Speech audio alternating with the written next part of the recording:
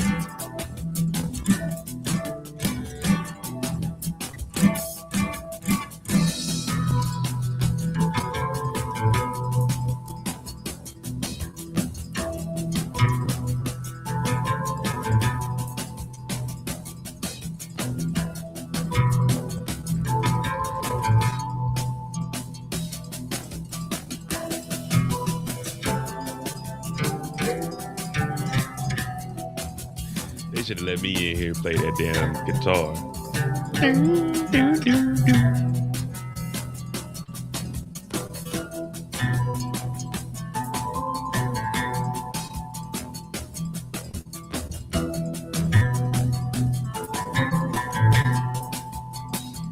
One time.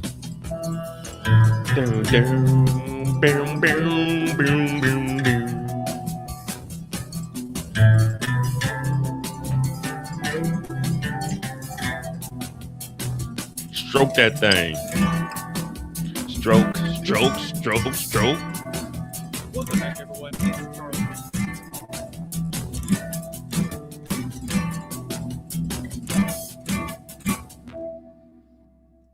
What up, what up? Welcome back to the channel. I'm with IJ. We're locked in. This is the finale of House of the Dragons. 4 years in the making, 3 seasons down, and we got some shit going down. Off the White was out here wilding out, drunk as hell. Remind me of my first day on the job as a dragon rider. Hey, Daemon went in there. He wasn't playing around. We kicking in doors. We laying niggas down. Yeah, Aegon is back. Aemon. Hey, is Aemon? Is he the Winter Soldier? He got the same eyes. Aegon showed back up with Sunfire. Said, I should let him burn you alive. He said, why doesn't it feel as good as I wanted it to feel? Damn. The Hightowers, they're crumbling. Fucking Rhaenyra over here bullshitting. We in the middle of a fucking war. They over here killing the priest or whatever the hell these fucking dudes are for no reason. Talk about I'm the queen. People out there like, we hungry, Rhaenyra. We don't care about who the queen, the king, the prophecy, the chosen one is. We trying to eat. We trying to eat. Adam and Alan, they both wilding out. Baby, she can't fly. They told her ass to sit her ass down. They got rid of the whore, but now she's ripping and running the street. So in 2035, when season 4 come out, we'll figure out what's happening with her. But we got a whole war going on, and we just chilling. Like, what's going on? I know it would be an honor to kick that dough in. When they climbed up the ladder, I was like, damn. That right there was probably my favorite moment when he climbed the ladder and he went up there. He did get his arm chopped off before he got caught on fire, but to die with honor and dignity, it don't get no better than that. Hit that like button, hit that subscribe button. We're gonna be watching Emergency Awesome's rundown of it. It's about 35 minutes, so we'll be here a little longer than normal, but it is the finale. We still don't know where the fuck Vhagar is at. Vhagar is chilling off in the pasture. They supposed to go find him or her. Uh,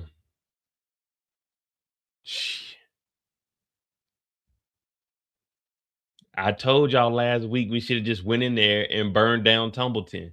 We should have just burned it down. The hell with those. Hey, you see Daemon catch them 2 kids on fire? We don't care no more. He caught the 2 kids on fire. They thought they was gonna be, oh no, Daemon, don't do it. Don't do it. Daemon said, Syraxes, get their ass. Oh, I like, yeah, that's what I wanted to see. What up, Toria? Yeah, Vagar popped up, but shit, we ain't got it yet. Ain't nobody flying. All I know is this. Look, we could have took over Tumbleton 2 weeks ago. We gotta stop being weak out here, man. Who cares what the people think about you? Who cares? The people thought that Viserys was a piece of shit god. I'm not god, king. They were like, he too soft. Who cares what people think about you? You still the king or the queen, man. Toast them motherfuckers up, man. Lay that shit down. Lay it down. There shouldn't be any reason we need to wonder what the hell's going on in Tumbleton. Omar is over there running around. He's scared as hell, talking about where's off? Where's off? He down there drunk as hell. He was turned up though. I give him credit, man. Like if I'm gonna be a dragon rider, I gotta be turned up. But we're gonna go over the emergency also, and we're gonna listen to them break it down. You know, I don't know all the ins and outs of Westeros, and I don't plan on knowing it either. But let's see. Let me speed this up just a little bit. Shout out to Emergency also, man. He's been actually keeping us very, very informed.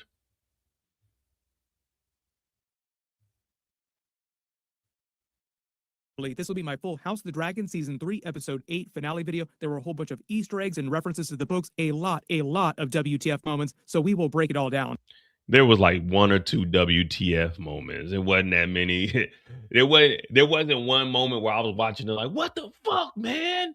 There was never a moment I was like that. I was like, damn, this shit's cool. It looked good, but I was never like, whoa, man, what the F? Hell no. They waited a beat to get to the really crazy stuff, but you could tell they definitely wanted to end Season 3 on a much higher note than they ended Season 2 on, so they really tried to stack the deck for this last episode. Since it was the season finale, they did save a couple big deaths. Some of them we knew about, some of them a bit of a surprise about when they were happening in the timeline. I expected Helena to survive to the beginning of Season 4, but I understand how they wanted to use her death as like this really big moment to go out, like very dark ending to the season. So everybody press F to pay respects to Helena, probably the most tragic death of the episode, in addition to the small children that Daemon had to burn to get into Tumbleton. The episode title was The Treasons at Tumbleton, which is a reference to a number of different treasonous things that people did at Tumbleton. First, you have Ulf White, who betrays Rhaenyra by using Silverwing to burn the Black Army, the Rivermen, and the Winter Wolves, then also betrays Ormond, who he had turned on, so he double crosses twice. It's a triple cross. Gwaine and Daeron betray Ormond by taking Corlys to try and sue for peace unsuccessfully. And that's the thing with Ulf. Remember, Ulf turned around and then he burnt, like, there's no way Ulf is going to be alive in Season 4, or because he turned on everybody. Once Ormond slapped him, he was like, man, you know what? Fuck everybody. I'm catching everybody on fire. You could be the Winter Wolves, the goddamn, it don't matter who you are. You could be Hightower, Velaryon, Targaryen. Hit the like button, hit the subscribe button. It don't matter what you are. This motherfucker turned and he just started burning everything down. I'm like, damn. If you gonna go out, you gotta go out like a G. Shit, if nigga slap me, you better believe I got a dragon. I'm on the way back. Matter of fact, I would have waited until all this is over. Ormond would have gave me everything that I, saying that I was promised. And then I would have told him to come out here, gave him a hug, shook his hand. And then I would have, Silverwing, eat this motherfucker. Ooh, got his ass right there. Fuck it.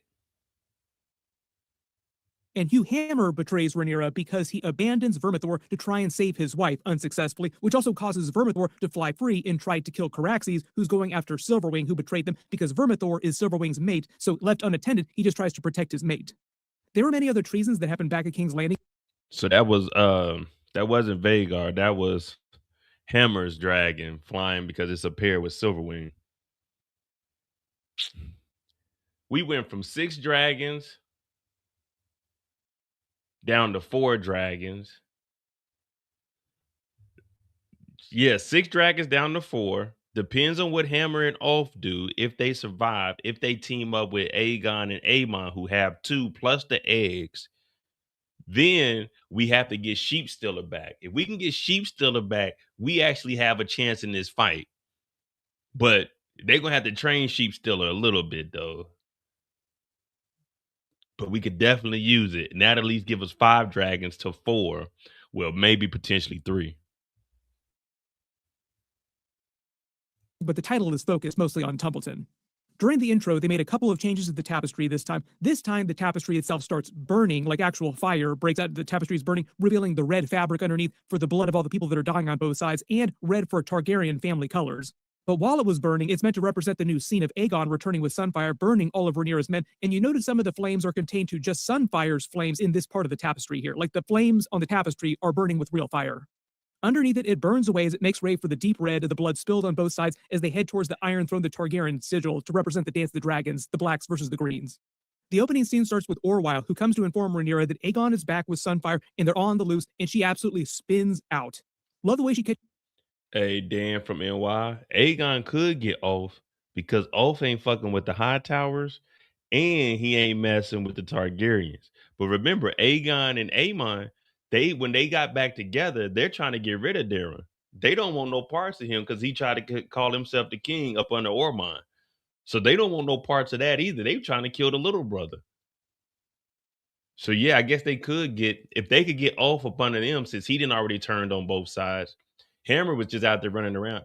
I don't get it, man. There's like, once you make it to being a dragon rider, I'm not doing regular people stuff no more. Like if I'm a dragon rider, I don't care about my wife. I don't care about the kids. I love my parents, but I don't care about my parents. I'm a fucking dragon rider. Like I don't care about none of the shit y'all got going on. It's whatever the queen wants done. That's what I'm doing. I don't give a fuck. If I go get my wife and she ain't trying to roll with me, okay, I'll be back to toast this motherfucker up. Yeah, yeah. I'm coming back to burn this motherfucker down. I huff and I puff and I'll blow this motherfucker down. I'm not doing regular nigga shit. If I'm a dragon rider, yeah, I'm getting drunk, but I'm getting drunk with the queen, with Prince Daemon. You know what I'm saying? I'm getting drunk with royalty. I'm not hanging out in the local bar or nothing. I'm a dragon rider now. You know what I mean? I'm prestige. There's no way I'm going over there and teaming up with Ormond Hightower. What are you? Who are you? You nobody, man. The fuck? I'm not hanging. You can't promise me nothing that the queen can't promise me, nigga. We got dragons over here, nigga. There's safety in numbers. You know what I mean? You don't even have a. If you're not a dragon rider, don't talk to me. If you're not a dragon rider, don't look my way. If you're not a dragon rider, don't breathe my way. If you're not a dragon rider, don't even be in the same area as me. Why the fuck am I around these walking ass people?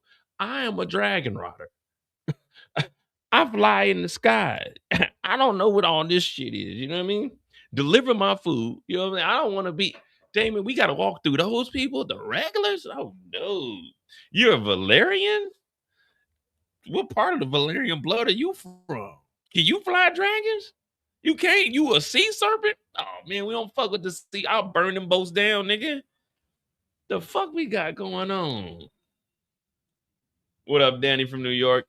Uncle Alert. Hey, thanks for the 440 jewels.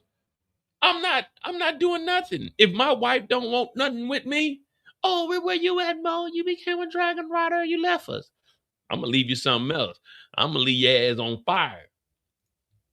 Daemon regarding his dragon armor here. We've seen his armor many times. There's a lot of really cool dragon armor that the Targaryens have across the timeline on Game of Thrones. His helmet has changed since season 1, but the armor itself is still the same basic armor.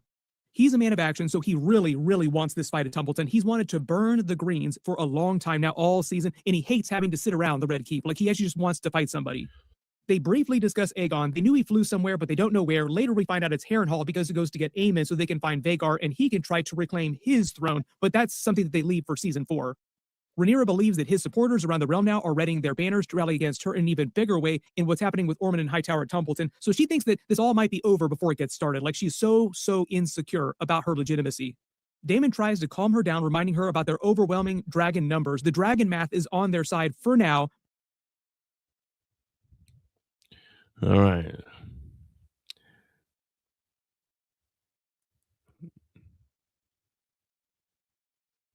Sunfire, a little bitty one, so they'd be all right with Sunfire.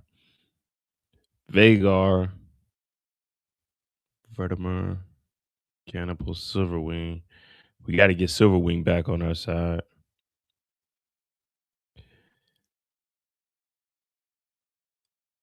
Yeah, but Vagar big and slow though. All you gotta do is have him chase after somebody and just attack him from above or from up under, and you'll be all right with that. You could definitely get rid of Vagar. I don't know why they be making it seem like fighting dragons is that hard, man. All you need is a plan. Shit, Dreamfire look cold as hell. Making them real gods, calling the 7 lesser gods, which is meant to foreshadow her having the High Septon killed by Alan. Rhaenyra curses her father again for putting her in this position, naming her his heir, and telling her Aegon's prophecy of the Long Night in the first place, which, probably one of the big moments of the episode, she flat out tells the small folk about the prophecy, even though it doesn't feel like it landed on them, like they just didn't understand what she was talking about. And most of the people around her supporters, her small council, think that she's kind of crazy because they also don't understand anything about the White Walkers either. Maybe Orwyle because he's a maester, he studied at the Citadel, he's a highly learned person, but pretty much everybody else just thinks that she's probably crazy when she's talking about that. They slip. Hey, we don't speak Velaryon. We don't know what the fuck you're saying, Queen. Back into High Valyrian for the rest of the conversation. Always love it when they talk High Valyrian to each other, especially later in the episode too, when she starts talking High Valyrian to the small folk. Daemon eventually gets her to lock in using their strengthened dragons. Like it all comes back to strengthened dragons, which is meant to be paid off at the end of the episode with all the different dragon betrayals that happen to Templeton. The dragon math is not mathing for them by the end of the episode. It also feels like her seeing Daemon's armor and admiring it gives her the idea to wear full battle armor, Joan of Arc style, Visenya style. It's more Visenya vibes, talking about the Game of Thrones universe, Song of Ice and Fire, when she goes to get anointed at the Sept. There's going to be a lot of talk about her armor after this episode too. Like I said, House the Dragon, Game of Thrones does great jobs with their armor. They briefly mentioned that they're going to keep their eyes peeled for Aegon, Sunfire, Aemon, and Vagar because Rhaenyra thinks at this point that they're united, which they're not, but they sound like they might be by the end of the episode, so it's going to be a big season 4 problem for them to solve. She then orders Hugh Hammer and Vermithor to watch over the dragon pit in case Aegon tries to come and kill any of their dragons there, which they're not, like it's not a real big threat, or take any because Helena still has Dreamfire that can be written. Winds up being a foolish decision because Vermithor and Hugh Hammer are nowhere near to be found because they go to Templeton to try and save his wife, and also Aegon is nowhere near the dragon pit either. But Hugh Hammer abandoning the dragon pit defense also might have something to do with the storming of the dragon pit later in the timeline too. Maybe that's just some foreshadowing for season 4 stuff, like dragon pit undefended is not a good idea. Some of the My only thing is, we're not gonna see season 4 until like 2029. I doubt it unless it comes out the end of 28. You know what I mean? We're not gonna see it. It's gonna be a long time. I'm gonna forget everything that happened. Mind you, season 1 of this came out in 2022. We're 4 years out. So it's like every year and a half it drops. So was it 26? Yeah, probably like mid 28, almost 29 probably. If it drops during the summer of 28, that's a long ass time, bro, to be going in between seasons. This also gets into Helena's visions from last week's episode, her dragon dreams, so we can talk about that when we do more season 4 videos. Then she declares they're going to kill or burn every Hightower house by house in Templeton, but please, Daemon, don't kill too many innocent people and cause everyone to start hating me or call me a monster or Maegor with teats, which is what she was called in the books by the small folk. This is also meant to foreshadow all the problems that Daemon runs into with Ormond Hightower using all the little kids as dragon fodder. Daemon eventually does wind up having to kill a couple little kids. Even the Winter Wolves wind up killing some little kids, but to be... Hey, this was cool right here. When you want to play adult games, you get adult consequences. He hit him in the back of the leg, man. He took that axe to that little kid, man. This kid gonna be traumatized. Y'all know this is baby Tommy right here. This is young Tommy Egan. Fair, the little kids took some swipes at him first. They then confirmed their short-term plans to kill Ormond and Daemon, then next go after Aegon and Sunfire, presumably Aemond after that, because at the moment Rhaenyra isn't totally sure whether or not he's alive or dead yet. She's not confirmed about that. So I think the idea is that heading into season 4, they'll see Aemond on Vagar again and realize that he's still alive. Baela then tries to challenge her, trying to be the one to go to Templeton to save her grandfather Corlys, but Rhaenyra assumes Daemon and her army will eventually find him, which they do, ironically, although Corlys winds up being the one to try and get Daemon to leave the city, like, look, it's time to bail, we need to go home. So went away, and thanks to Gawain and Daeron, Corlys wound up finding Daemon rather than the other way around. Rhaenyra, not the hugest fan of Baela, still after Jace's death, and the reveal that she was wrong about Sunfire being dead, and after Baela tries to call her out for treating everyone around her so badly, which she's definitely doing, like that is definitely right on the money, Rhaenyra does not seem like she cares about anything else around her other than proving to herself, and what she thinks is proving to everyone else, her own legitimacy as the queen sitting the Iron Throne.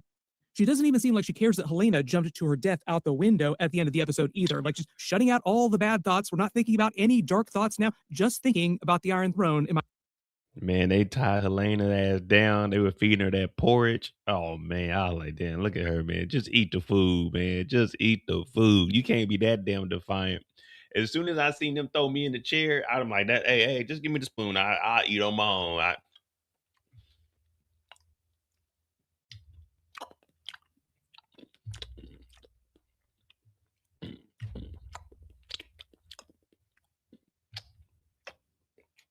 Show is good, Queen.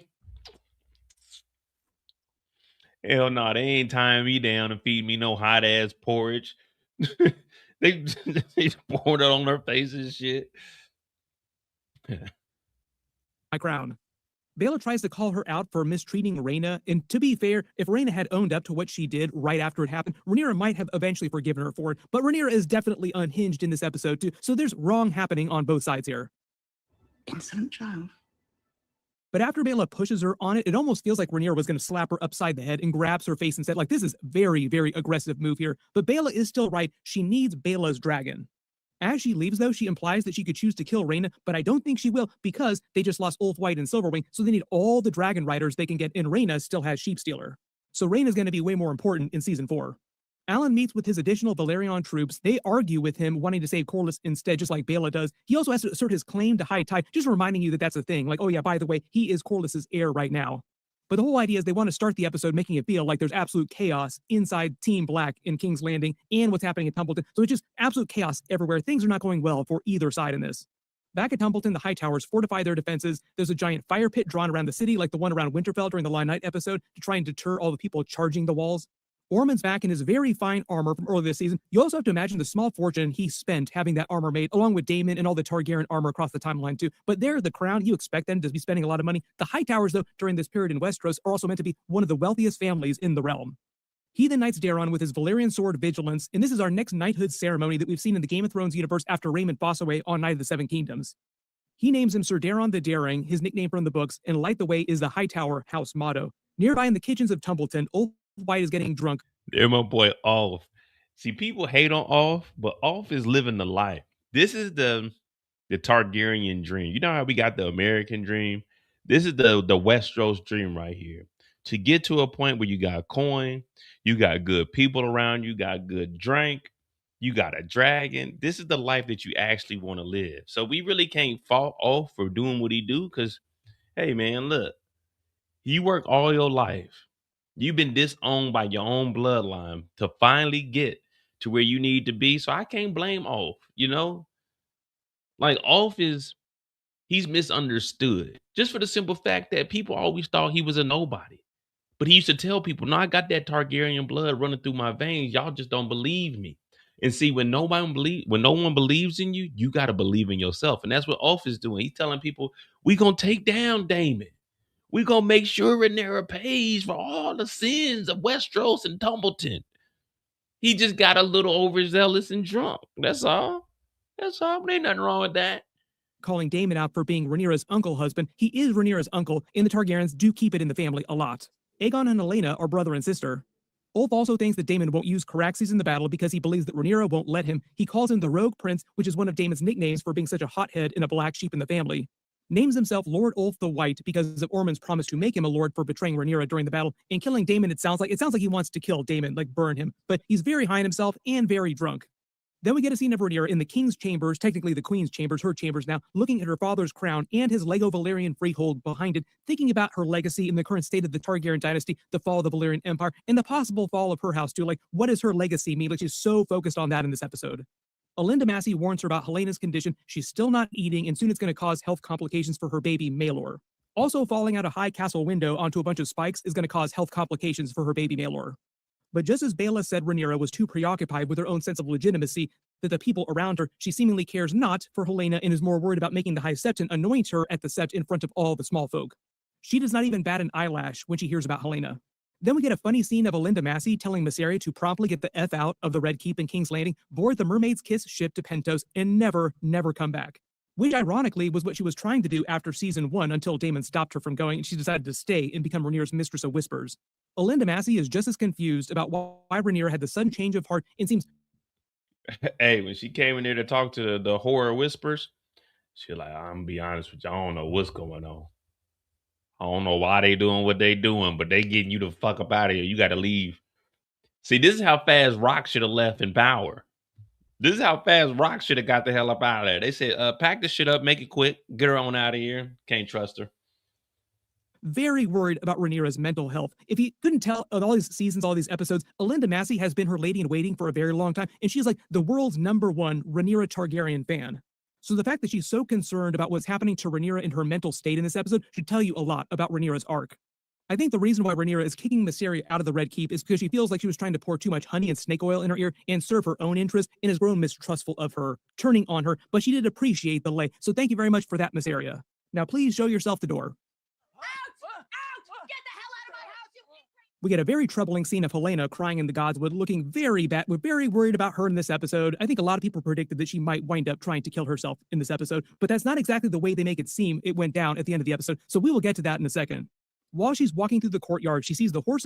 Yeah, at first I thought Helena tried to escape while she was out there making a speech. I was like, oh, she climbed out the window. And then they showed her ass down there like, oh, she must have fell out the window. But this was in the dream last week. Carriage from her dragon dream, and it winds up being Mysaria's cart taking her to her ship and runs into her while she's being kicked out of the Red Keep and tries to scorch the earth as much as possible for Rhaenyra out of spite. Telling her that Aegon is still alive, still has Sunfire, which Helena also saw in her dragon dreams in previous seasons, and that Rhaenyra will never let her go, and she and her son Maelor will forever be hostages, and Rhaenyra is going to use them against the Greens. Which is also meant to contribute to one of the reasons Helena tries to escape and eventually dies, trying to crawl out of the Red Keep. Basically, feeling so helpless like she's a pawn, and she has no control even over her own body. So if you want to blame people for what happened to Helena at the end of the episode, add Mysaria towards the top of that list. Like Rhaenyra is really high up on that list, but Mysaria is also on that list too. Back in Harrenhal, we get a bunch of really trippy scenes with Aemon. He hears Aegon's screams in his dragon dreams again. It's the same screams that he was hearing at the beginning of the season and asks for his help before Alice Rivers wakes him up and they bond over their families either hating them or being dead. We get a lot of lore dump from Alice Rivers too. It's actually pretty cool lore. When he tries to tell her that he's cursed, like, why would anybody want to love me? My own mother hates me. Just let me be by myself. It seems like he wants to crawl up in the fetal position and die. Ironically, she tells him about why she's cursed too, literally cursed.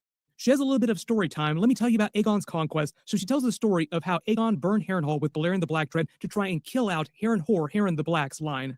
She then reveals she is a real witch with real power like Melisandre, even though Melisandre was a follower of the Red God, so that's where her power came from. All the magic in Game of Thrones is real, but people practice different types of magic, get their magical power from different places or different deities.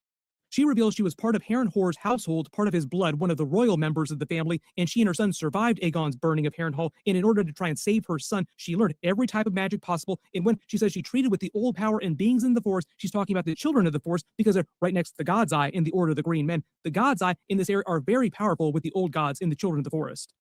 When she says none of the magic that she found could fix what Dragonfire had done to her son's body. See, when she was explaining all of this, I was like, man, what the she talking about? I'm just sitting here. I'm like Aemon. I'm like, all right, well, shut up. Let me recover and get the hell up out of here. That's because Dragonfire also has a magical component to it. Dragons themselves are magical creatures. She reveals she tried to kill herself after her son died, and then learned the cost of her magic was that she could not die, and she was cursed to live forever, bound to Harrenhal in the Riverlands. That's what she means when she says within the bounds of the River Kings of old, thus the Riverlands. Now you kind of wonder what's going to happen to her later in the timeline during season 4 too, if she can't die per her curse. She eventually lost her name and title, which is ironic because Daemon earlier this season said she had no name and title to claim Harrenhal with, so technically the castle actually belongs to her by rights, by blood. She was part of Harrenhal's line, it's just that his line was obliterated, so everybody believes that the house doesn't exist anymore. And she was forced to then subsequently serve everyone who came along after them to hold the castle, making her over 100 years old. Not as old as Melisandre, but this explains where she got her fine dress from that she's wearing in this episode this season and the jewelry from. She was just royalty before Aegon. So she's over 100 years old? Shit.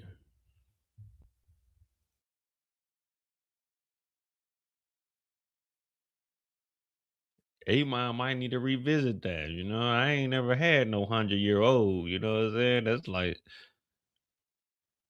some sweet wine, ain't it? She over 100 years old. Shit, we might have some cool little baby dragon rider magic burners. You know what I mean? Imagine this. Your baby can ride dragons and it know magic. Shit, that's a combo you ain't never seen before. Conquest, so she still has all of her things from that period. They then bond over their sense of loneliness, and it actually feels a little less creepy, which is actually weird for House of the Dragon and Game of Thrones. Normally, things get creepier the more you learn about characters. Stripped of her name, her title, her castle. This also means that Aemon was correct in last week's episode when he said that the two of them would create an unsullied line of kings because she comes from royalty. She's not just some common person. Rhaenyra then stops Helaena from knitting her big tapestry, which has the future basically etched into it. We'll talk about that when we get to that part of the episode after she finds it on the windowsill. Confirms that her baby is a boy, Maelor from the books, demands that she eats, and then eventually forces her to do this, like literally forces food down her throat. Helaena points out how Viserys, their father, would abhor his children treating each other this way, and how it's terrible for everyone involved. But Rhaenyra is also correct when she calls out Viserys, saying that he caused a lot of these problems himself, what they're having right now with his poor decisions and inability to make hard decisions back when he was still alive. Helaena then uses the metaphor of her beetle, which she believes is beautiful and lives in the symbiotic relationship with other things in King's Landing, to talk to Rhaenyra about how the things that she cares about are ugly. The Iron Throne, her legacy, the Red Keep itself is ugly. She even tells Rhaenyra herself that she is ugly, which seems like the only thing that gets under Rhaenyra's skin. Like she's taken aback by that. Like, how dare you call me ugly? If you go back and you watch the behind the scenes, the House of the Dragon made episodes for season 2, they actually show you the inside of Helena's chambers. It is covered with all kinds of prophecy scribbles, things from her dragon dreams, and a bunch of diagrams. For season 4, they need to bring me in. They need to bring me in season 4. Let me be.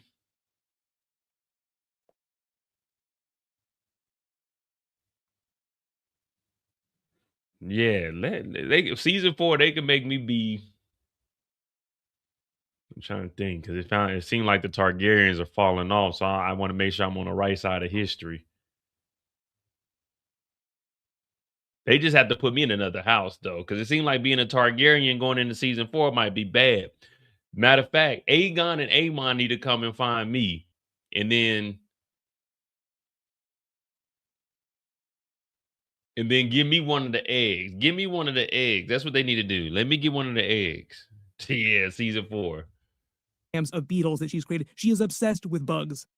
When Rhaenyra mentions the summer, that's because we're heading into the winter season in Westeros. Not long night White Walkers and Night King level winter, but seasons do change during this time period. Winter is coming, make all the House Stark references. Also, House Stark eventually going to show up probably in season 4. We get a little conversation between Adam and Alan before he goes to Tumbleton about their current problems with Rhaenyra. Adam is worried about her mental health too, and Alan just seems like he's dead set on doing whatever Rhaenyra wants him to do, not challenging her to her face or in private like all the other characters around her are doing. This is also meant to culminate in him killing the High Septon on her orders, which he paused. Like, this is the first thing that gives him pause later in the episode. Maybe Rhaenyra is a little bit crazy. Let me think about that for a minute before I stab this really, really important person. She then steps out in her full battle armor, giving Visenya vibes from Aegon's conquest, and Joan of Arc, I think, was an inspiration for the way they did her in this episode. You also notice off to the side, Joffrey has his own tiny little crown too. Mommy's special little strong boy. Back at Tumbleton, Gwaine and Daeron discuss how this is going to be a real bad battle, and Gwaine thinks it's all senseless, horrified that Ormond is going to be using little children as a deterrent and a shield against Daemon's army. So if they attack, they'll kill the little kids, they'll be in plain sight, causing the small folk to rebel against Rhaenyra even faster, turn on her. So it's a good plan, but it's absolutely twisted. Most of these early scenes between Gwaine and Daeron are him trying to become Daeron the Daring from the books and hop on to Sarion so that people don't think him a craven like people think of Ulf White. Gwaine then gets the idea that they might be able to stop the fighting before it starts by suing for peace, talk no jutsu style, by forcing Corlys to make a deal with the Greens, and to make a deal with Daemon to split the realm in half. While this is happening, back in King's Landing, Mysaria takes an opportunity to bolt.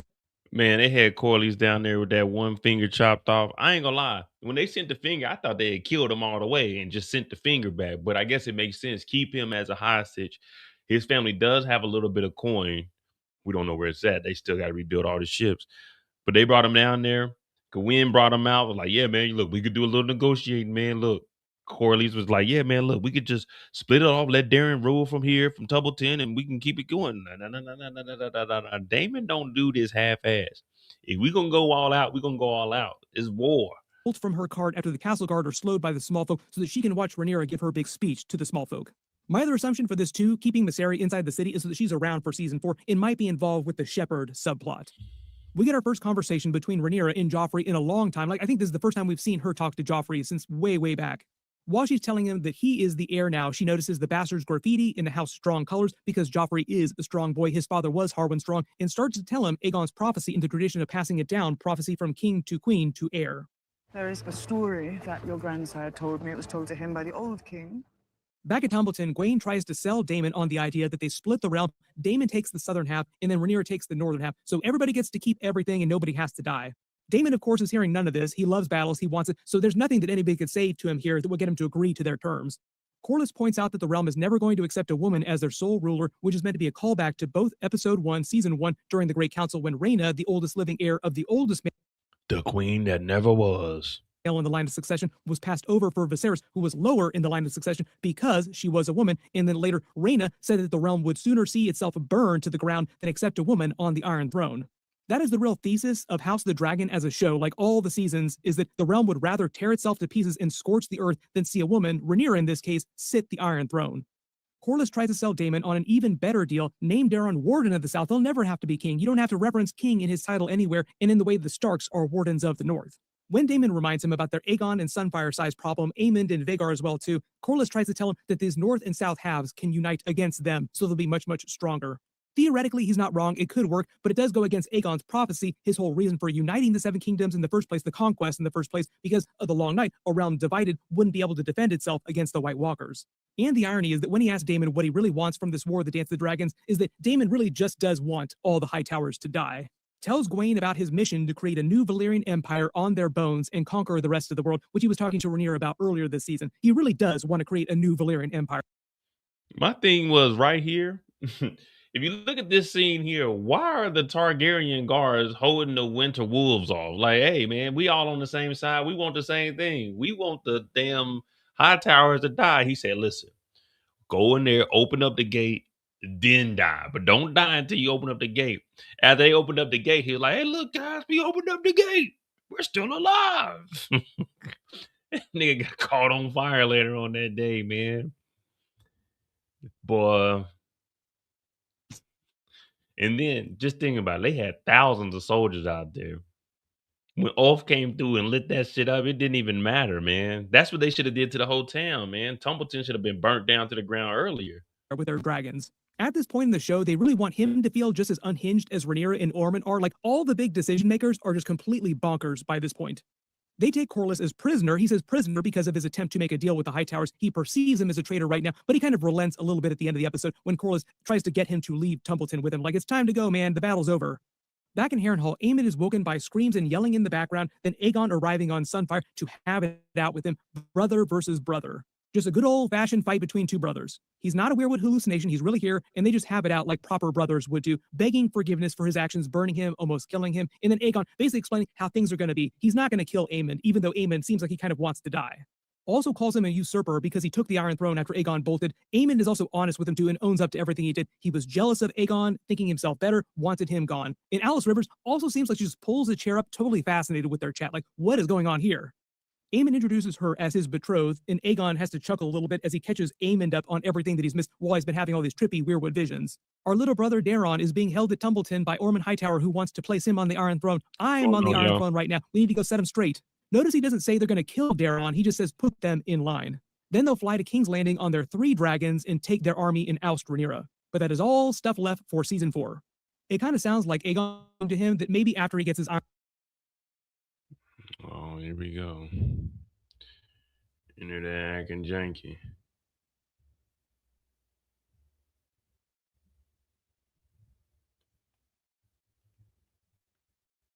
Well, I don't think he ain't married to her yet. But she might as well have some babies with her ass. Hit that like button. Hit Iron the Throne back, he'll forgive Aemond, and then let him marry Alice Rivers and go back to Harrenhal and have all the children that they want. Daemon and the Blacks play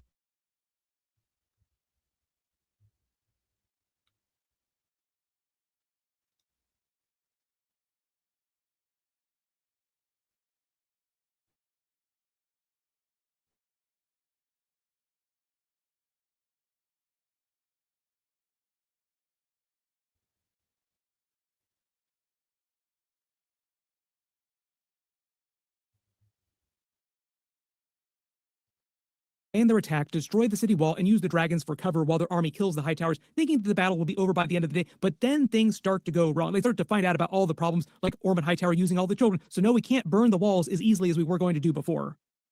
Lord Roderick, are you still prepared to die for our queen? Daemon's line to Roderick Dustin about being ready to die for Rhaenyra is meant to be a callback from his quote from earlier this season when he declared that they came to die for the Dragon Queen. Black Alley, also in the background, looks like she's really excited for this fight, like she's the only person who's going crazy over this. Back at King's Landing, the High Septon predictably refuses to anoint Rhaenyra, thinking that Aegon's return is a sign from the gods that he's the rightful king, and calls her princess to her face, which is a big, big insult. Wrong thing to say to Rhaenyra in this moment. Whoa, whoa, whoa, whoa, whoa, whoa, whoa, whoa, whoa, whoa, whoa, whoa, whoa. Who switched to Team Green? If you switch to Team Green, please exit the live now. This is not the time nor the place. Don't wait till it gets sticky to start trying to switch up teams.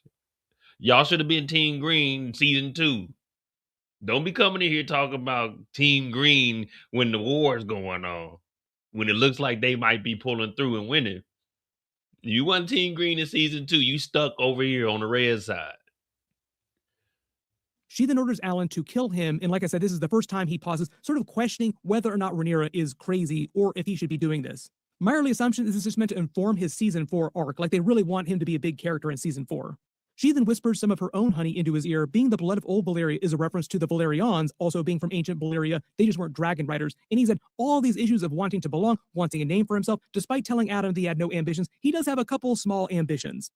This whole thing, killing the High Septon, is also meant to be a callback to Maegor the Cruel, because she is called Maegor with teats in the books, but Maegor famously had a war with the Faith and destroyed the former sept, building the dragon pit on its ashes. And this whole scene here is her basically holding the thread of dragons over their heads. Rhaenyra then gives her big speech referencing Viserys naming her his heir in front of the realm in season 1, then gets really prophecy drunk, naming herself as the prince who was promised from Aegon's prophecy of the Long Night. That was a wild moment where she literally called herself the prince who was promised. And it starts to feel like she's pumping herself up as much as possible, and even though she probably thinks that she's inspiring the small folk, most of them don't seem like they understand what she's talking about and think she's just kind of full of herself and just want food, because most of them have been starving all season and care nothing for White Walkers or long night talk. That's what I'm saying. No one cares about who the king, the queen, the warden of the South. Hey, we hungry, nigga. We've been eating rats. We've been eating apples. We don't care about none of that other stuff. We want to eat. We just want some food. That's all we want. That's all we want is some food. It can't be that hard to get us some food in here. We got dragons. We got all these soldiers. Send their ass out there to go hunt some damn deer or something. Go out there and do some trapping. But bring us back some food or something. We ain't got no farmers or nothing over here. King's Landing, we ain't got nothing over here. We hungry as hell.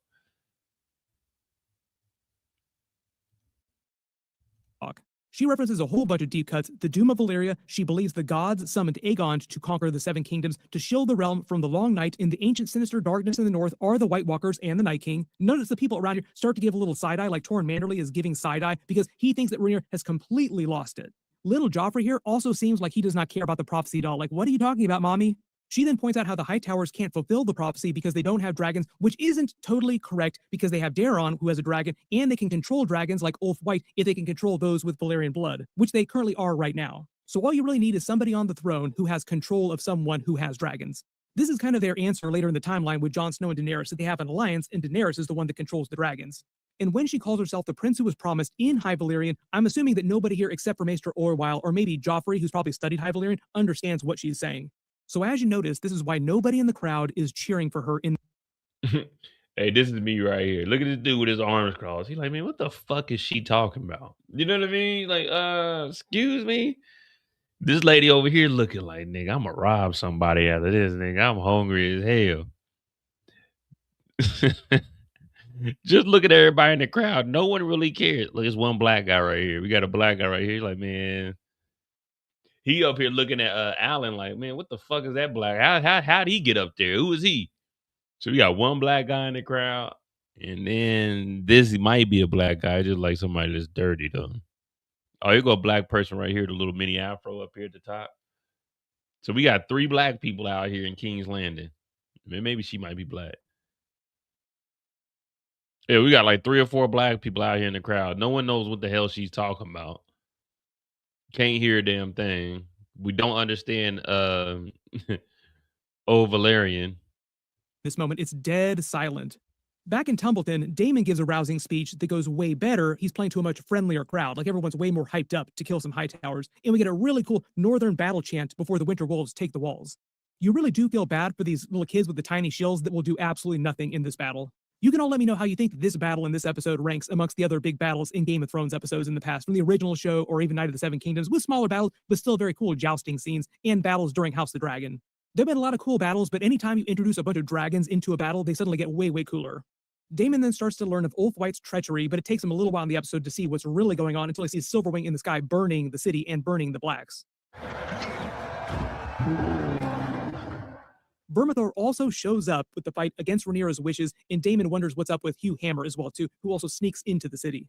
They then use Caraxes to literally burn their way into the city, and you can let me know why you think these little kids did not move these two little ones. Maybe they were just terrified of the dragon. So at least he's not a total monster. He did try to spare the little kids, but he's not going to lose this battle because of two young kids. Okay. All the little kids in danger also feel like calls back to Blood and Cheese in season 2. Hugh Hammer then sneaks in with their forces trying to save his wife, not on Vermithor. You notice he's also wielding a giant hammer, as in Hugh Hammer, the name. If this wasn't the dumbest move ever,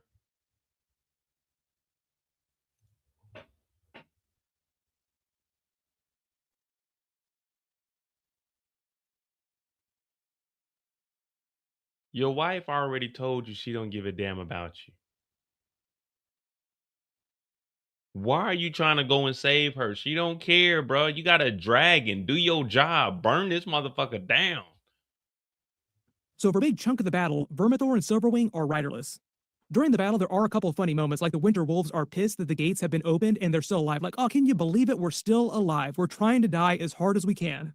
We get that really funny scene of Ulf White being passed out on the crapper, and Ormond Hightower almost vomiting in his mouth, slaps him silly, and the dissatisfaction on Ulf is meant to be him realizing that the Hightowers are going to treat him just as badly as Rhaenyra and Daemon, setting up his revenge later in the episode when he burns Ormond.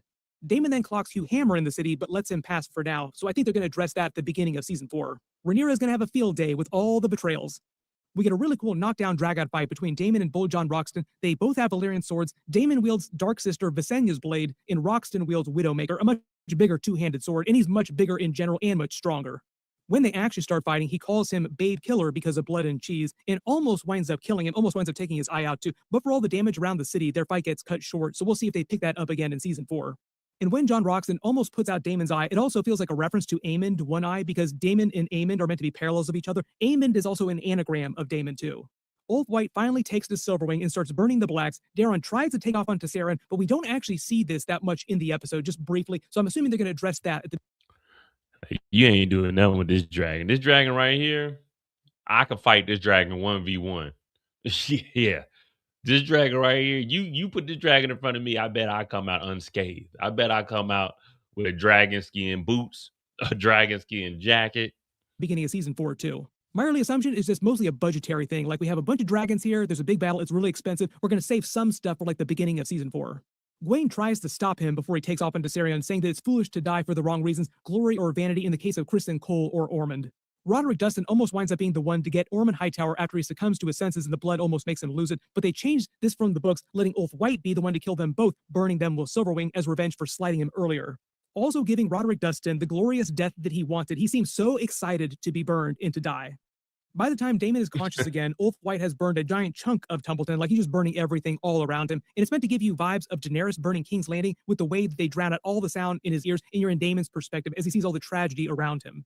Definitely giving Jon Snow vibes during the burning of King's Landing, where he's horrified by what's happening all around him. Like, this is all senseless violence.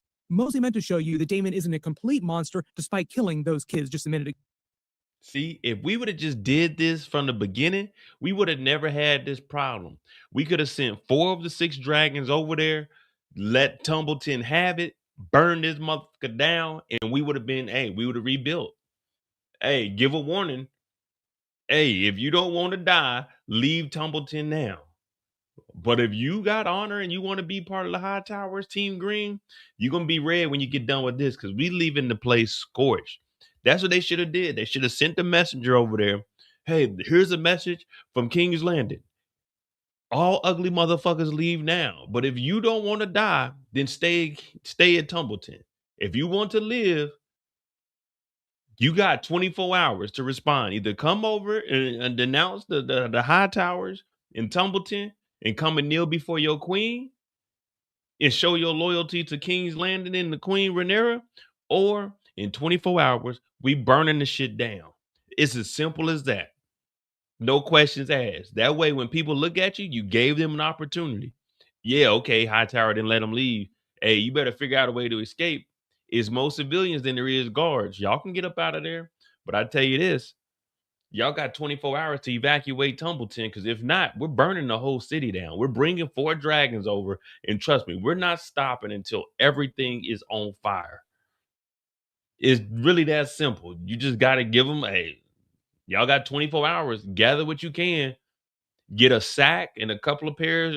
Well, you ain't got no good shoes. You got some cloth shoes or something. Hey, come on over to King's Landing. We ain't got no food, but I guarantee you still be alive. What's up, Miles? What's going on? Rhaenyra would be burned alive by Aegon by the end of all of this? Probably. They probably gonna get their revenge. Go. Corlys seems like he convinces Daemon to leave the city with him. Caraxes chases after Silverwing, and Vermithor chases Caraxes, trying to protect Silverwing, his mate. The episode reaches a crescendo as back at the Red Keep, Helena finally decides she's had enough and tries to escape the Red Keep out the window using the tapestry that she's been weaving here. This is also meant to be a change from the books. The books make it sound like she jumped out the window to her death, like she killed herself, or there's a conspiracy that somebody pushed her out the window. But the way the episode plays it, she tried to climb out the window using the tapestry to dangle, like climb down the Red Keep. See, that's what I thought. I thought she was escaping, and then she just fell. But it wasn't long enough, and she wound up falling to her death on the spikes. But because of the way they framed the shot with the view of the Sept, it's meant to give you vibes of Tommen jumping out the window during the original Game of Thrones series, who also at the time felt hopeless and trapped in his current situation. So if it wasn't clear, they really want you to think that Helena didn't kill herself. She was trying to escape, and it was just an accident. While this is happening, John Rocks then finds Ormond's body. So he's found the body. It means he's dead. If you don't see a body, it means they're still alive. So when they show you the body, it means dead. Hugh Hammer also finds his dead wife. We'll see what happens to him in season 4. We all knew when she was upset that he became a dragon rider that she wasn't worth the damn. He came all the way back here only to find out that she died because she didn't want to leave with you. I wouldn't feel bad at all. I told her dumbass to come on with me. I got a fucking dragon now. Like, if owning a dragon isn't good enough for your wife, then nothing will ever be good enough. This is why you don't go back. I would have never went back. After she turned me down, I would have been like, you know what? Fuck it. Now I see why the Targaryens hate the Hightowers and anybody that's up under the green banner. These people are dumb. She ain't here hurt, dead. She was over here getting roughed up by guards. Almost had her took. And then she decided to stay here. Well, these are consequences. Hugh, you need to go back to where they love you. You Targaryen blood. You are part of the bloodline. You are royalty. Your wife was a peasant. That already goes against everything Targaryens stand for. As soon as you found out you had Targaryen blood and it was confirmed with a dragon, you should have exiled them. You should have no longer been associated with her weak ass daddy, her mama. All of them was staying in that house. You were taking care of them and they didn't care for you. Fuck that, man. Look at Oath. Oath is taking life into his own hands. I mean, he wilding out, but still, he don't give a damn. He found out the hard way. He got slapped up by he got slapped up. I was going to say by Targaryen, but he got slapped up by a Targaryen in the Hightower, and he realized, you know what? Fuck both sides, nigga. I'm a lone gunner. Then fuck it. Hugh done went back. He done found his wife. Now he looking here, looking stupid. You know what this means? You need to leave your daughter too. You need to leave your daughter. Like, the hell with her. That's your mama daughter. I mean, that's your wife daughter. That ain't your kid no more. You need to go off and have you some little baby dragon riders that really want to ride dragons. Your daughter could ride dragons. You ain't even know that. Unless that ain't your kid. And you were playing step pops. But let me tell you something. You Targaryen, ain't no step pops. It's got to be blood. If it ain't blood, you got to get rid of it. His daughter dead? Well, shit, leave her where she laid in. Leave her where she laid in. You know, I don't be paying too much attention to these. Like, the daughter was like a EFGHIJK character. You know what I mean? It wasn't even a CD character. The kid was like a LMNOP character, was way down the line. We don't care about that. We didn't even care about the wife. After the wife turned down first of all, you don't turn down no Targaryen. I don't know where you been living, but if you in Westeros and you hear a nigga got Targaryen blood, you supposed to be throwing that thing on him. But instead, you wanted to stay here.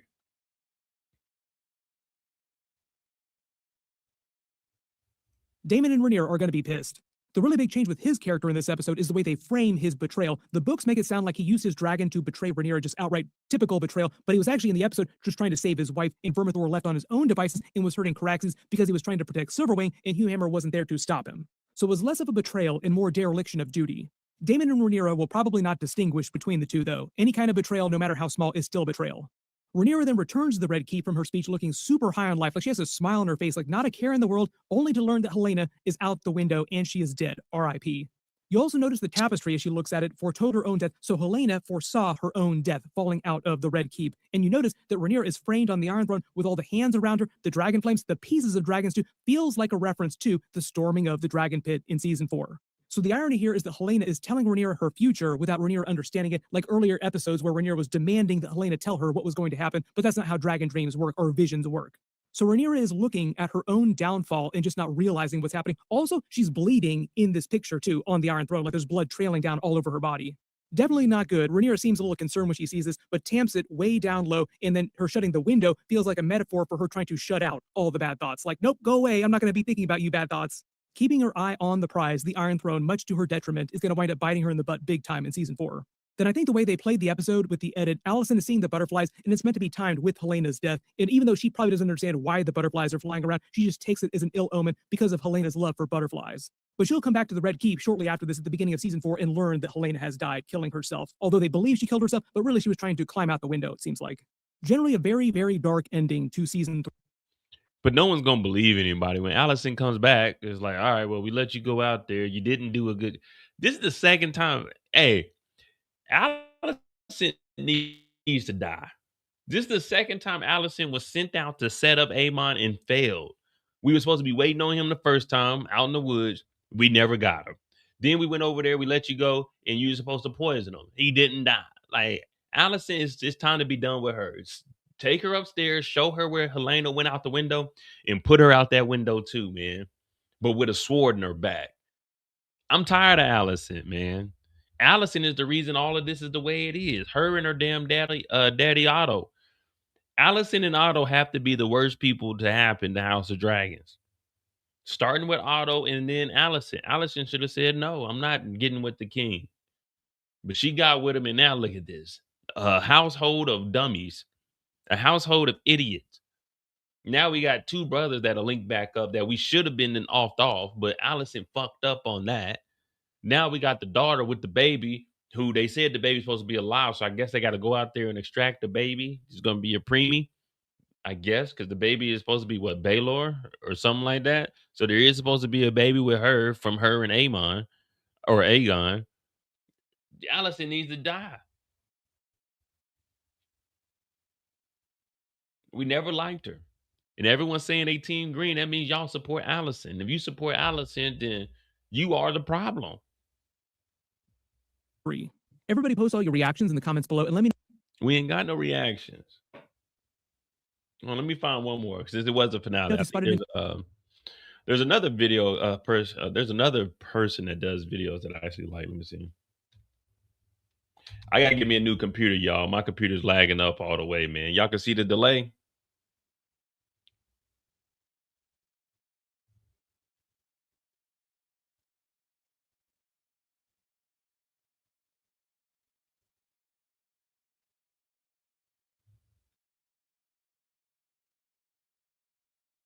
That's 47 minutes. Oh no, we'll watch this one.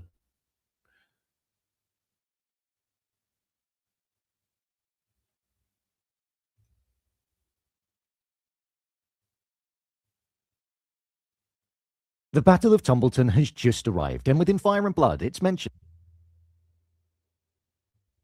We got the microphone like that.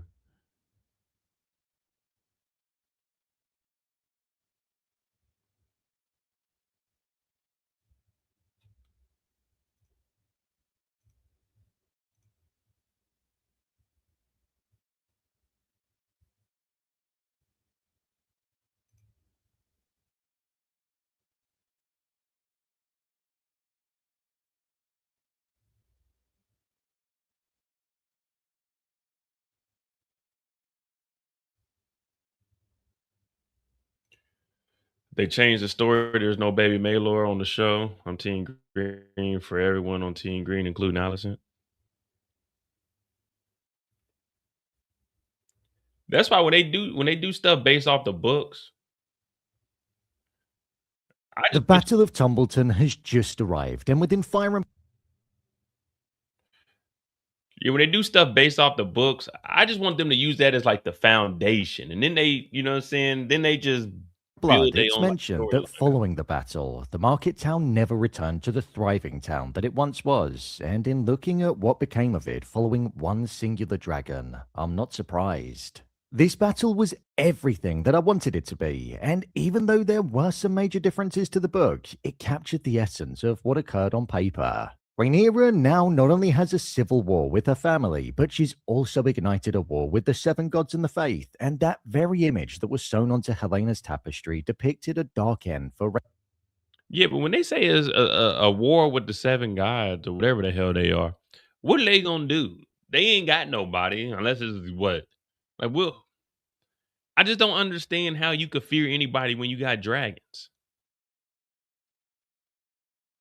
You know what I mean? There's no way, like, okay, yeah, you can go to war with us, but man, like, nigga, you ain't got no dragons, bro. You don't mean nothing. Rhaenyra the Cruel, and who I'd call Rhaenyra the Unworthy. So with that, I wanted to break down the entire finale, compare it to the novel Fire and Blood, explain the ending, and share what I thought of it. Here is House of the Dragon Episode 8, Ending Explained. Just to let you know, this video will contain spoilers from the TV series and the entirety of Fire and Blood beyond the point. Nah, Helena didn't see her. Well, I don't remember her seeing her death, but she put it into the what she was stitching up. So it was, she did predict it. That we've got to in the show, so I'm giving you a fair warning now. The Battle of Tumbleton. With Rhaenyra finding out that Aegon II, her brother, was still alive and had slayed the Mootons of Maidenpool with Sunfire and taken off on his dragon, she realized that there was another threat that she needed to face. One that was arguably more important than Tumbleton because King Aegon once originally sat the Iron Throne, and as the High Sept said, Aegon's return from the dead was And real quick, once originally sat the Iron Throne, and as the more important. so when you come in here, this is pretty obvious. Hey, look, they're gonna be shooting flaming arrows. We know that's a tactic that they've always done. They're gonna shoot arrows and they're gonna have catapults shooting rocks at us. We see this ditch here. Before we cross, everyone come out with big shields. Y'all hold them up, and then we're gonna just throw dirt over these little fire pits. So that way, when they catch it on fire, it won't catch on fire because it's up under the dirt. And then we can just cross over. You know what I mean? And these fire pits, you can just jump through a fire pit, guys. You got metal on. That means you're not going to get burnt up unless whatever the oil is, the flammable liquid is, gets on your body. But yeah, when they shoot this fire, all you have to do is sit there and just jump through it. You got metal on. You're not going to get burnt up. You'll just jump through and continue on. But the people that are stuck in the fire pit, those are the ones that are going to be caught on fire because they got the liquid on them. So like this fire shit doesn't do anything. You know what I mean? But this is common. Like, all right, we know they're gonna shoot fire at us. That's the easiest thing ever. We were standing at the arrow line. We see where the arrows are gonna stop, so we know they about to re-up. Now, I did like how they flanked them though. The flanking was good, and then they did end up breaking in there. But yeah, like if I'm in this battle and it's 10,000 of us, I'm in the back where there's like I'm in the back between 8,000 and 10,000. I'm not about to be the first 5,000 going up there getting hit by rocks, having hot oil thrown on you. I'm in the back of the formation. You know, I'm the cleanup crew. Matter of fact, I'm waiting until the dragons come through. You know what I'm saying? Well, we bringing dragons. How we doing this? We got 6 dragons and we only got Syraxes here. Caraxes is all we got here? Man, wait. Someone tell this nigga Daemon to get the rest of the dragons here. Where's Rhaenyra at? Tell the queen to get out here with a fucking dragon. Get Baela out here. Well, no, yeah, get Baela out here. Who gives a damn? No more looking for Vagar. Get Baela out here. We about to torch this shit. We're gonna send the dragons in first. We gonna get rid of 1,000 innocent kids. But this is war. All's fair in love and basketball. All is fair in love and war. We don't care. You got to go in this head first. You got to go in here prepared to win. You can't come up here and think that you got a dragon, you're about to run in here on a horse like Daemon did. Now, Daemon's a different breed. Daemon is able to go in here and fight toe-to-toe with anybody. We've seen Daemon in there going at it. But if you got a dragon, why would there ever be any hand-to-hand? I'm just flying over. Ooh. Making another lap. Ooh. Making another lap. Ooh. And then everybody else go in while this motherfucker's on fire. Than Tumbleton, because King Aegon once originally sat the Iron Throne, and as the High Sept said, Aegon's return from the dead was something that was viewed as a sign by the gods for who should actually be the rightful ruler of Westeros. This is why Rhaenyra told Daemon to attack Tumbleton at once and put an end to this game of... Yeah, can we wait for them to run out of arrows? They ain't got an unlimited supply of arrows. I remember on 300, we just go out there with shields and let them just fire off as many arrows as possible. We ain't gotta just all out rush. We know what they're doing. When you put that ladder up, only one person can go up a ladder at a time. They're hitting us in the head with bosses, with fucking boiling oil, hitting us in the head with rocks. Man, let's just chill for a second. Look, we ain't got no arrows. Let's shoot some arrows at they ass. Let's step in, shoot some arrows in there, see how many people we can take out, and then we attack. Jaguar said because he can't burn it. Says who?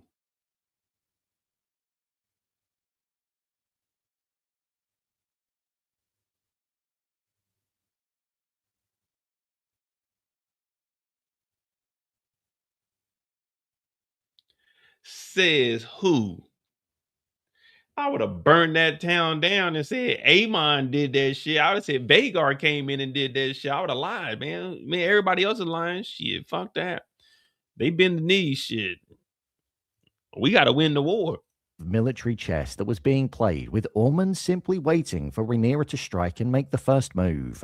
Within this episode, Ormond Hightower exposed himself, in my opinion, for being a weak, embarrassing, pathetic military leader that offered nothing of any real value. If it wasn't for the deal that he made with Ulf the White, his entire army would have been walked through, as was happening up until the point where Ulf eventually arrived. Ormond was sending children to the front line to act as a deterrent for Daemon and Roddy the Ruined to not proceed forward. He was as cowardly as they come. Gawain and Daemon wanted to offer Daemon the chance of peace and offered up Corlys Velaryon as a gesture of that. Gawain wanted Daemon to walk away and avoid bloodshed because Gawain knew that the town would be overrun if they launched an attack. He offered forward a deal with a ruling type before the times of Aegon the Conqueror, where the realm could be divided like it once was with the Seven Kings. Daemon could have Old Town and almost be a Warden of the South, but Daemon wasn't having any of it. Ulf was seen to be missing for both Daemon and Ormond, but Daemon didn't realize that Ulf was a betrayer. Within Fire and Blood, it actually unfolds slightly differently to what we saw on screen because it's within the second Battle of Tumbleton. Yes, Tumbleton takes another grilling by Sir Adam Velaryon to prove to Rhaenyra that he's not a traitor, and Ulf actually slept through all of that battle. So I feel like they blended the mindset of Ulf the White into this singular battle, as he pretty much slept through the majority of this one. And that's another thing. Remember they banned Ulf from going to the little pub or whatever, to the whorehouse? They should have had this nigga under 24/7 watch. How is him and the Dragon Siege just all running around? Like, y'all the Dragon Siege. Y'all need to be by the queen in the small council at all times. I need to know where all my dragon riders are. Alan, get your ass in here. Ulf, Hammer, get y'all ass in here and y'all sit around with Baela until I tell y'all where the fuck to go. Like, there shouldn't be any reason the Dragon Riders doing a potential war are just wandering around Westeros. One of them is sneaking in and out of fucking Tumbleton. The other one is in the bar. He didn't turn sides. There's no reason these people shouldn't have been accounted for. It should have been one guard with them at all times. These are our Dragon Riders. They need as much protection as possible. We need at least 2 guards with them at all times when they walking around. You know what I mean? Like this is just stupid to me. I mean, I know it's TV and I know it's coming out of a book, but if I'm the king or the queen and I know our most valuable assets are the dragons, that means the dragon riders are very, very valuable to us. Keep them in the quarters and keep them around. Yeah, they're broke, but what does them being broke have to do with anything? It's not like Ulf and Hammer out walking around getting money. They're broke, but they still higher up on the food chain than anybody else. They still got to eat. They dragon riders. Regardless of how broke they are, the dragon riders are still going to be a number one priority, which is why they were waiting on Ulf. They were looking for Ulf. They were looking for Hugh. You know what I mean? Like, even when they told Baylor, you can't fly no more. No, no, no. Chill here. I'll let you know when you need to fly out. They're dragon riders. They shouldn't just be walking around freely. They should be, hey, nigga, it's a war going on. Y'all need to stay close because at any given moment, I might be needing y'all to fly out and do something. But instead, they just letting these fools run around, do whatever. I didn't get that. It's like, what? My thing, hey, y'all, while I'm on the live, all the dragon riders, y'all on the couch. Y'all need to be sitting right here on the couch. I got a live to talk about. House of the Dragon season finale. Y'all need to be on the couch. Dragon Seeds, I need you 3. Yeah. I want y'all to go down, Tumbleton, flank around the backside. Baylor, I want you to go up with Daemon. Y'all gonna come up to the front. So we got 2 dragons there. We got 5 in the back. And what I'm gonna do is I'm gonna go get anointed as the queen officially, and then I'm gonna come fly in. And I'm gonna come up on the front part. By the time I get there, Tumbleton should be halfway burnt down. We should already be making moves by the time I get there because what I need is Tumbleton to be taken over because I'm hearing that Aegon is still alive with Sunfire. So if Aegon is still alive with Sunfire and we don't know where Vhagar is, we need to get Tumbleton off the map because that's one less thing we got to worry about. And then once we get that situated, whoever survived, we bring them over to King's Landing. We start farming and shit. We start trying to get the country back together. And now we got all of the 6 dragons healthy and ready to go. And where's Rhaenyra? Get her together. Someone get her locks and get some extensions in her head because we need the locks back on her. And we need to go find Sheep Stiller. Someone go out there with the dragons. We're going to capture Sheep Stiller. We're going to put that motherfucker in chains. And we're going to put that bitch down in the goddamn dragon pit with a goddamn mask on his face. And we're going to train this motherfucker. Y'all going to teach it High Velaryon. It's going to understand. We're going to train that motherfucker because we got Vhagar and them out there just running loose. So go get Tumbleton. Take that shit over. Then whoever's left, we just tell the people in King's Landing, man, it was a fucking battle. Oh, you know what I'm saying? We did what we had to do. The Hightowers fucked us over. We could never trust Hightowers. They fucked us over. We went over there. We did what we had to do. It was 25,000 people. We came back with 6,500. But hey, 6,500 is better than no hundreds. So we brought them back. We brought them into King's Landing. Then what we gonna do? We're gonna get King's Landing up and running. We're gonna help out with the farmers and shit. Yeah, we're gonna get the economy back booming in 6 to 8 months. Why? Because it's our economy. It don't matter. You know what? The prices are down on everything. We're gonna back pay y'all on the back end. We'll be good. We'll be all right. Listen, we not borrowing money from anybody. We can handle this. Now we got the dragons together. What we need y'all to do, we need to get some of the soldiers. Y'all can go out there. We need to bring back 100 deer. We're gonna be feeding the people deer. That's what we're gonna be eating this week. We're gonna be eating deer. Adam, or whatever, what brother are you? Adam, Allen, whatever one you are, nigga, the sea serpent's heir, you go out there. Y'all niggas gonna start doing some fishing. We need a lot of fish come back. I need at least 1,000 pounds a day of fish to come back. Y'all get the fish back. We're gonna feed the people that. And then what we gonna do? Are the dragons all right? Cool. It's been 3 months, 4 months. We know we got all 6 of our dragons. Ulf and Hugh, they with us. The dragon sees we good together. We got 6 of these motherfuckers. Now let's go out and find this nigga Vhagar. We got Sheep Stiller down in the dragon pit. We training it over Velaryon or High Velaryon so he can understand shit and understand that, hey, these dragons here, these 6, these are your people now, Sheep Stiller. You don't need to steal sheep no more. We gonna bring sheep to you. You ain't gotta steal no more. So now we got 7 dragons. And all we need is 2 dragons to take out Vhagar. Sunfire is a little bitty ass dragon. We can give that with Daemon can do that by himself.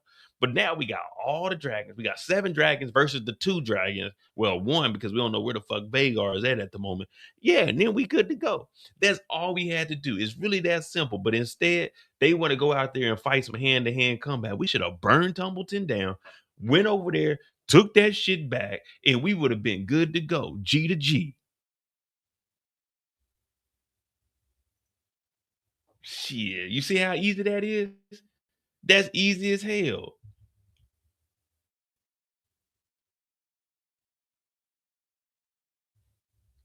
No, they didn't want to. No, they didn't. The people that quit, the guards did not quit. Like the soldiers did not quit. The soldiers did not quit.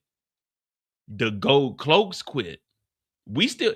Did you just see at the beginning of the war? We had 10,000 soldiers. The soldiers ain't quit. It was just the gold cloaks that quit. And that's only like a couple hundred of them fools. And we didn't even, the gold cloaks weren't worth a damn. They were getting killed by regular people. So we don't give a fuck about the gold cloaks anymore. In season 1, they were good. But in season 3, them niggas was getting killed by random people. That little kid was running and telling all the information. They getting killed by Hightowers. We don't need the gold cloaks. Fuck them. We got 10,000 soldiers out here. We had the winter wolves with us. We were good to go until Oath betrayed us. So we don't need to pay these motherfuckers. What they gonna do? Turn against us? We got dragons. Everybody forgets we got dragons. If anyone does anything that you don't like, we got dragons. What you gonna do? Hit this dragon with a spear? That dragon gonna take that spear.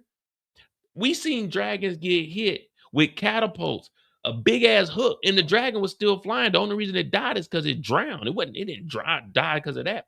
We seen Sheep Stealer get his neck goddamn gash. Sheep Stealer's neck is gone. It went down the hill to heal. It got bit by a dragon and it's still living. So you think some soldiers are gonna kill a dragon? Sunfire got knocked out the sky, went into a coma for 5 episodes, 6 episodes, came back. We got dragons.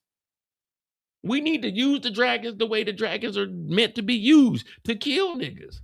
These dragons ain't pets. These shits is weapons of destruction. We need to be using them for that reason and that reason only. Yeah, if I'm on the Iron Throne, we all gonna eat. Everybody gonna eat. Ain't no one, you know what? Ain't nobody getting paid. Ain't no one getting paid for the next 6 months. The next 6 months, everything in King's Landing is free. We're gonna ration it out, but everything is free for the next 6 months. Until this war is over, everything is free. If you got a contract for us to help build weapons, okay, when it's all said and done, and we get the 6,500 that are left from Tumbleton, we're gonna go gather up what they got. Yeah. And not only that, we about to go to all these old places and we're gonna be like, hey, look, nigga, we need some food.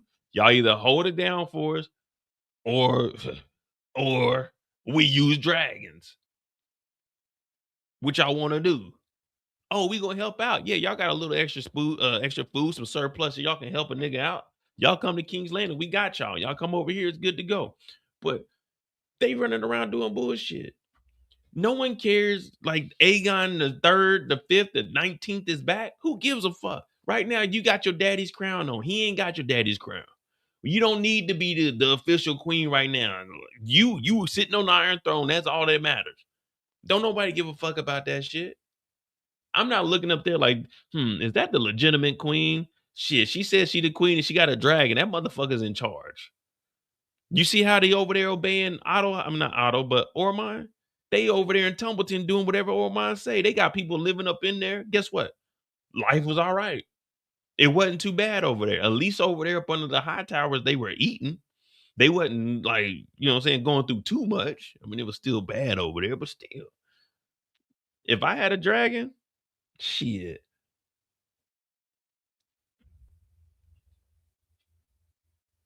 If I had a dragon, I'm probably going with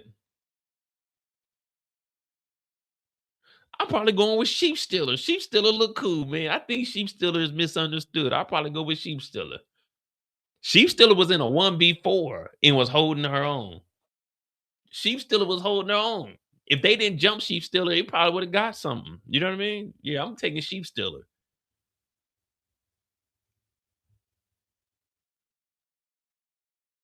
You don't need gold cloaks. Keep that energy in 2028. When the people revolt and Rhaenyra goes running for her life, let me hear you say she didn't need the gold cloaks. We got the gold cloaks in 2026, and what did they do?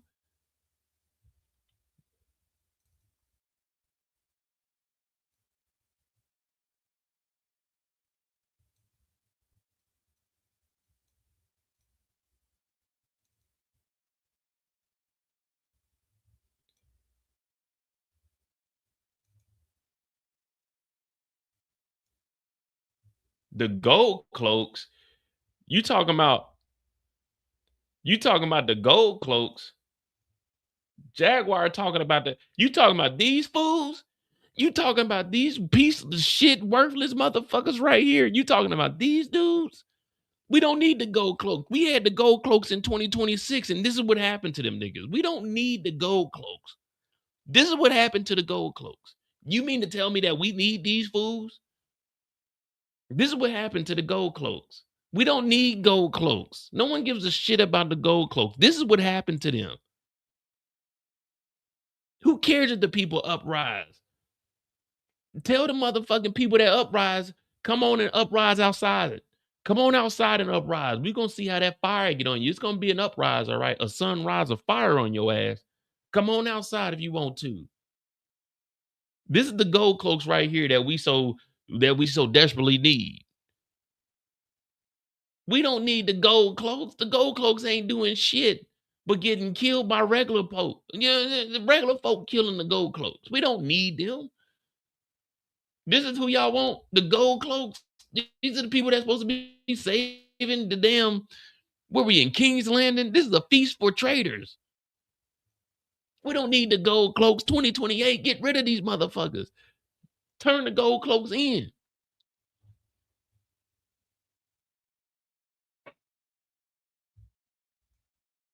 They talking about, oh, we ain't getting paid. What you getting paid for, nigga? You a gold cloak. You work 24/7, nigga. You not out and about buying shit. You eating for free within the castle. You're a gold cloak. You're the private security for the goddamn queen. You're not out on the street buying apples and water and shit. You eat at the goddamn castle. You don't need to get paid right now, nigga. You got a job. You get treated better than the rest. You get to eat before the common folk. What do you mean we ain't getting paid right now? I'm the queen and I'm not getting paid. Daemon, the prince, he ain't getting paid. Ain't none of us getting paid, nigga. None of us are getting paid. I just came back and took this motherfucker over because y'all wasn't getting paid when Aegon was in here. When Aegon ran off, y'all wasn't getting paid. When Aemon was in charge and we had to run that nigga up out of here too. When Aegon was here before he got caught on fire, y'all niggas wasn't getting paid. You get one gold coin every month. And y'all talking about we ain't getting paid. Now y'all down here dead. I wouldn't have turned my gold cloak in. I'm not turning my gold cloak in. Hell no. Nah. I took an oath to the queen. I don't know about y'all, but where I'm from, taking an oath and swearing your allegiance to something, that's just for real. I don't know where y'all from, but where I'm from, when I put my hand on that Bible and I swore in to join the military, I was down to die. I was down to serve this country. Yeah, when I put my hand on that Bible and put that right hand up, I was down to serve the country. When I went through the government shutdown and they were talking about not paying the military, did I go turn my uniform in? Hell no. Nah. I went to work for fucking free. That's what I did because I took an oath. I stood on something. When we just had a government shutdown for 6 weeks, did I turn my badge in? Hell no, I went to work for free because I stood for something. I got sworn in for this shit. I'm not turning nothing in. I'm standing on this shit. If I sign a contract, I'm gonna fulfill my contract. I'm not quitting early. I ain't no goddamn quitter. I can't be. My pride won't let me. And guess what? I ain't got no pride. So that means I can't lose. I can't.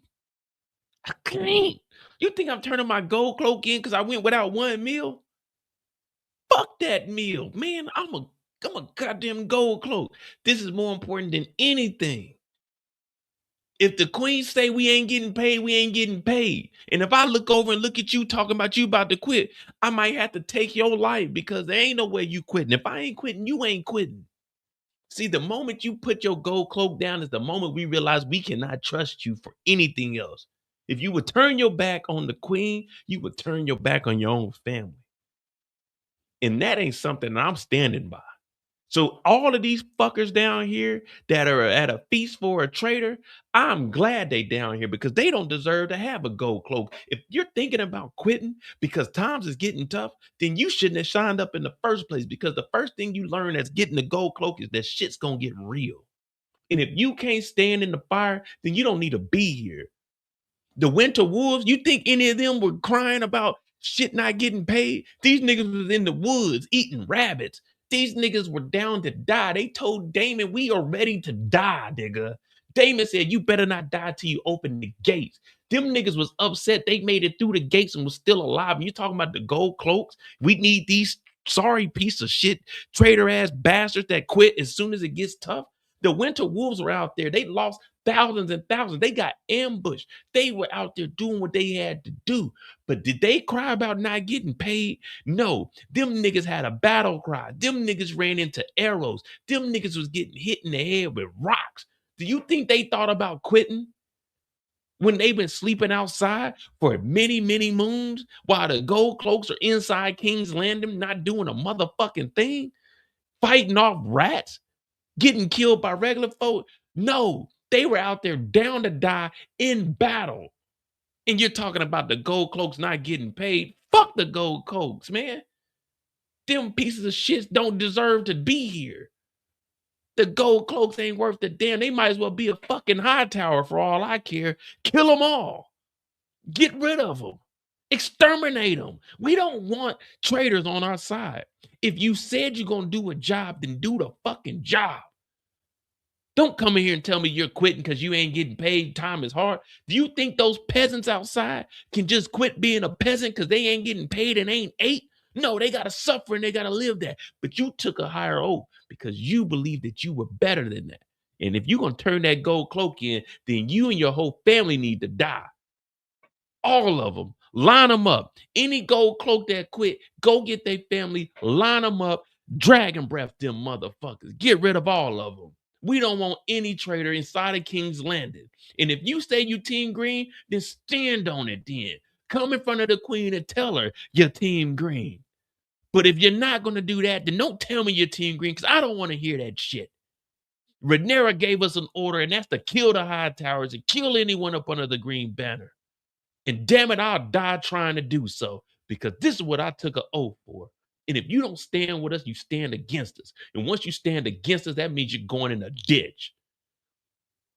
And when history looks back, we're going to say you was a piece of shit and the Targaryens wanted nothing to do with you.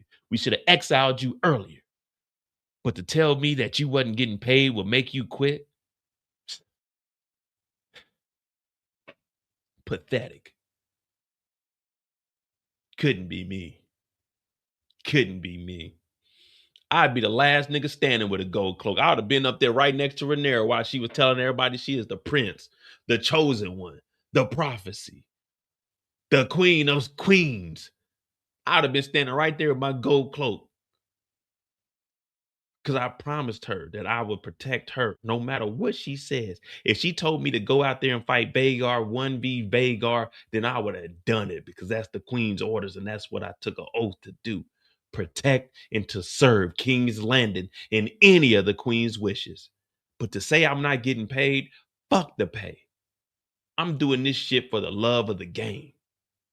This is King's Landing. This ain't Quit's Landing. This ain't make an excuse Landing. This is King's Landing. And if you want to be the king, then you got to pay the price. And if you ain't willing to pay the price, we understand that. Everybody ain't built for this. Not all of us are prepared to go and do what it takes to make sure that the people of King's Landing are here tomorrow. See, I've never been one of those motherfuckers that'll just be like, you know what, I quit because it's getting hard. No. As soon as it gets tough, I get tougher. As soon as the going gets to going, guess what? I get to going faster and faster and faster Whatever it takes to prove to the queen that my loyalty is to her. Now, if you're flipping sides, going from red to green and all the other colors of the rainbow, that just tells me about you. That just lets me know that you were never really down for the cause. You're an opportunist. You try to find the easy ride out of shit. I hope it gets tough. I hope my back is against the wall and there's a 1B40 out here and I die with some honor because I did it for the queen.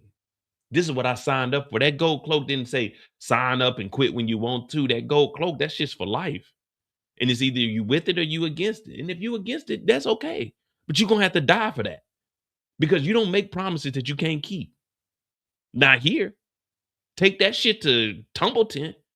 Go to Driftmark. Go to, what's the old town, wherever the fuck that is. But don't do that here. Not in King's Landing. No. You don't do that in King's Landing. No. You better be prepared to die for this shit. Die for it. Because if you ain't willing to die for it, then what are we even here for? It's the fucking finale and niggas is quitting. Niggas is knowing that we might not have a season until 2028 and they turning in gold cloaks today in 2026. That's what y'all doing? So what you about to go back to being a regular person? Just know this, you take that gold cloak off, you ain't shit to me no more. When I see your ass out and about, I'm slapping fire out of you. Every time I see you, I'm gonna slap the hell out of you. And you can't do nothing. I got that Velaryon still on me. Try if you want to. That motherfucker will go through. Penetrate hearts. Yeah, I keep that Velaryon still on me just in case a nigga want to act up. But I tell you this, if you quit, whenever I see you, I'm slapping the hell out of you. You think Oath had it bad, you gonna have it worse. You walk past me, oh, hey, Mo, pow! The fuck you talking to me for, you quitting bastard? Don't talk to me. I'm a dragon rider first. And I serve the queen above that. So you need to figure out what you're gonna do, gold cloaks. Oh, that's right, you can't. You supposed to be top flight security, but you getting killed by regular niggas. How them Hightower sending these regular ass assassins over here to kill you niggas? How they kill 1, 2, 3, 4, 5, 6, 7, 8, 9? One of these niggas got his head cut off. This nigga ain't got no head. This is who y'all want? This is what y'all talking about, the gold cloaks? This nigga ain't got no head. This is what y'all, and this nigga throat slit. This nigga ain't got no shirt on. This nigga sleeping. This is what y'all talking about, the gold cloaks? These are the protectors? These are the protectors that y'all keep telling me about? The gold cloaks that we need? We don't need these bastards. We don't need these fuckers. This nigga, what's he gonna do? He can't see nobody coming. The nigga dead. What we doing with this? Someone explain to me what we doing with this gold cloak right here. What are we doing with this? What are we doing with this gold cloak right here? This is y'all savior? This is who we need to protect King's Landing? These fools? They got killed by some regular folk. Some regular niggas. What we doing with this? When I seen this, I said, what? I thought these was top flight. I thought these are, first of all, Jaguar said, bro, you black, I'm black. You coming home to your baby mama telling her, we not getting paid, but the boss gave you a very inspiring speech. So I'm going to stay at the job even though I can't buy diapers anymore. First of all, fuck my baby mama. I got a job. I got to say it the way, ye bitch, get a job too. Why you ain't getting paid? What are you doing all day? This is the 2020 AE, AD, or BC. This nigga, get a job. Who would you mean we ain't getting paid? We ain't getting paid. Bitch, get a job. Go harvest some apples or something. I'm a goddamn gold cloak. What are you doing all day? We in King's Landing and ain't shit else to do but work all day. It's not like you could be a stay-at-home mom. We only got 2 pair of outfits. I got a gold cloak and armor I wear every day. I only got 1 outfit. It's not like you washing clothes all day. You get a job too. The fuck? I eat at King's Landing. When I go to work, they feed us at King's Landing. You need to get a job. Go tell the kid to go out there and rake up some leaves or something. Tell the kid to get a job too. I'm a fucking gold cloak. I'm on guard 24/7 anyway. So it don't matter how much money I'm making. I'm eating for free at King's Landing. You get a fucking job. That's what I'll tell my baby mama. I fucking a gold cloak. I goddamn serve the queen. If I turn my back on the queen, they kill me. So what? You want me to die because you don't want to get a job? Hell no. I don't know about y'all. It may not, it ain't no 50-50. I don't do 50. I don't give a fuck what you do, but you gonna be working around this motherfucker. Ain't nobody coming to live with Mo and just sitting around and making Mo work. My check don't say us, my check say Mo check. When I get paid on the first, that motherfucker say to Mo. It don't say to Mo and family, it say to me. You get you a job too. Help out around this motherfucker. I'm a gold cloak. That means they cutting niggas' heads off, and you worried about me not getting paid? Bitch, I'm trying to survive. And if I ain't no gold cloak, if I'm just at the house, they definitely gonna kill me. So fuck my baby mama and them kids. I got other shit to do. I'm a gold cloak. I'm on the clock 24/7. I'm out and about. I ain't got time to be coming to the house and making sure y'all fed. Feed your goddamn self. You an adult, ain't you? This King's Landing. Everybody out here starving. But I got a job, and at least I'm eating. That's one less mouth we got to feed if I'm eating at work. If I'm eating at work, see, y'all ain't thinking about nothing. It's just like Hugh's wife. She talking about blah, blah, blah, blah. He tried to get her away. Even though they ain't getting paid, they still dragon riders. They still get to live better. They still get a little bit of food. But what that motherfucker wanted to do, she wanted to stay over in Tumbleton. And she died in that motherfucker too, because she was too stupid to realize that nigga is a dragon rider. He was a fucking dragon rider who gets free food. You come on home, that nigga can maybe eat one meal and bring some of the food home for y'all. But instead, you sitting in there with guards who are trying to take shit, who are whooping on you and your weak ass daddy. Why you ain't mad at your daddy for letting them niggas run up in the house? You should be getting mad at that motherfucker for not protecting you. I'm a goddamn dragon rider, and you over here worried about what I'm doing all goddamn day. Worry about your bitch ass daddy that ain't doing shit, and your fucking mama that, oh, go get in the house. Fuck that. Go worry about them. I'm a gold cloak. I'm a dragon rider. I took an oath. You knew what I signed up for. If you don't want to fuck with a real nigga, then get the fuck about my house then. That's what I'm going to say. That's what I'm going to go tell my baby mama, because shit, it's already stressful enough. I got to do what the goddamn queen saying, then I got to come home. You ain't no queen. No disrespect, but bitch, you don't tell me what to do around this motherfucker. I'm a gold cloak. This my shit. You get the fuck about this motherfucker, go live with your family. Shit. You better be lucky you with a goddamn gold cloak. Fuck what my baby mama talking about. We at goddamn war. Nigga, it's 9 gold cloaks that got they shit split in the motherfucking basement. And we talking about what my baby mama was talking about. Man, fuck that baby mama. Fuck everything that they talking about. Nigga, I'm trying to survive out this bitch. And I'm giving us the best opportunity because I'm next to Daemon. I was handpicked by goddamn Prince. You wasn't picked by nothing. Queen Rhaenyra don't know who the fuck you are. You just a baby mama in this bitch. Expendable. We can get rid of you. I get another baby mama in this motherfucker. They ain't just handpicking gold cloaks like they picked me. I was hand selected. They don't know you. They know me. You making it seem like this house was just bought because of you. Motherfucker, I put the work in for this raggedy piece of shit. This clay house with the goddamn straw roof. This is my shit. I got this motherfucker. You moved in with me. Your bum ass daddy ain't had shit going. He seen that a big sturdy nigga like me was about to be a gold cloak. He married you off to me so you could have something, because y'all were living like goddamn impoverished motherfuckers. Talking about what my baby mama talking about. Man, fuck that baby mama. I'm a goddamn gold cloak. I got other shit to worry about. I got motherfuckers trying to goddamn infiltrate us. I got niggas trying to get at the queen, and you talking about, oh, you're not getting paid. Bitch, get a job. Help a nigga out or something. Shit. I'm on this motherfucking 24/8 and you talking about we ain't eating. I'm eating good. You see what the fuck I got on? Yeah, I don't give a fuck about what y'all got going on at that house, nigga. I got shit to do. Talking about my baby mama. Man, she better get a goddamn baby mama job or some shit. Babysit some of the other kids around the neighborhood. It ain't like, this is King's Landing. The kids don't go to school. The kids just rip and run the streets all day. We ain't seen no kid go to school. These niggas is on the corner, hiding, running around. We don't care about what the kids do all day. Do something. But don't come to me with my baby mama shit. I'm not trying to hear that shit. We have goddamn war right now. That means it's going to be very, very serious. If I had a wife and I got deployed, she can't call me, oh, you out there. What you want me to do? Just quit the deployment and come back and then go to jail or get killed? No. At some point, you got to put your motherfucking foot down. I'm a goddamn gold cloak.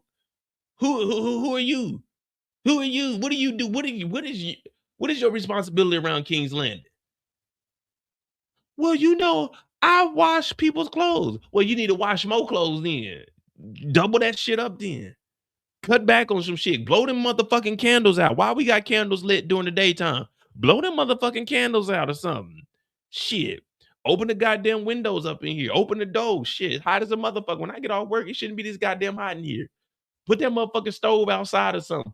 Cook that shit over an open fire or something.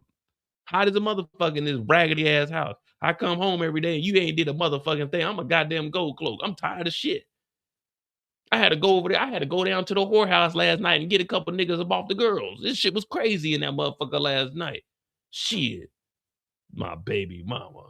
Man.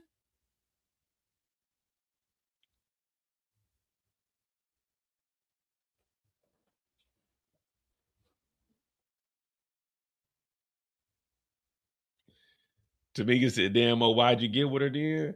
I got with her before I became a gold cloak. Remember, all these gold cloaks, these gold cloaks didn't get picked till season 1. And then some of these dudes are new.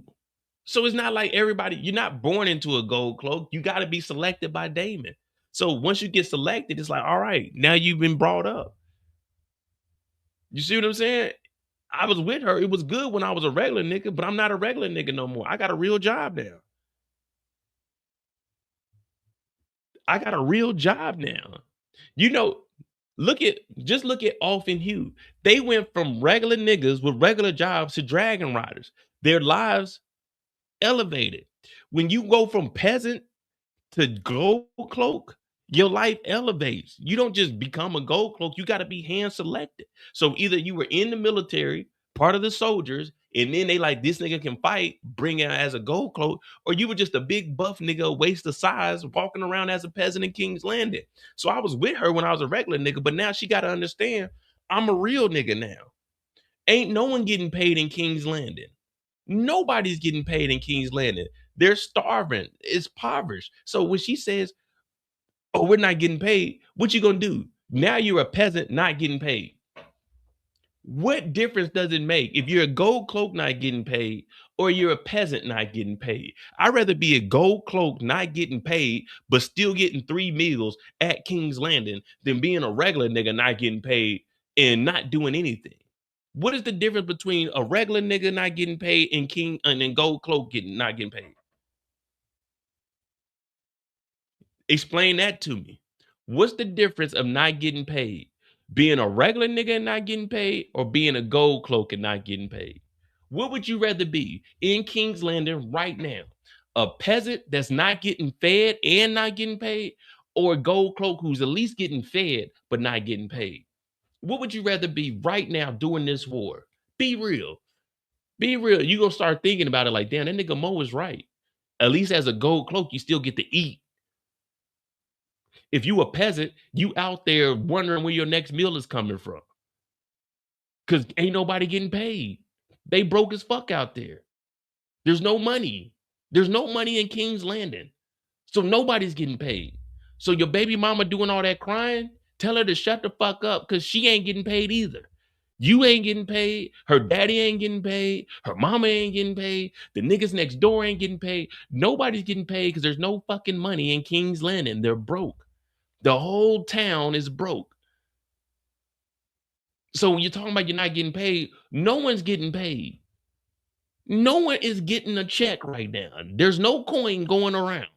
Everybody is broke as a motherfucker. They went in and had to steal all the food. They didn't steal. They confiscated all the food back from all the rich people who was hoarding all of this shit because there's no money. Nobody's getting paid.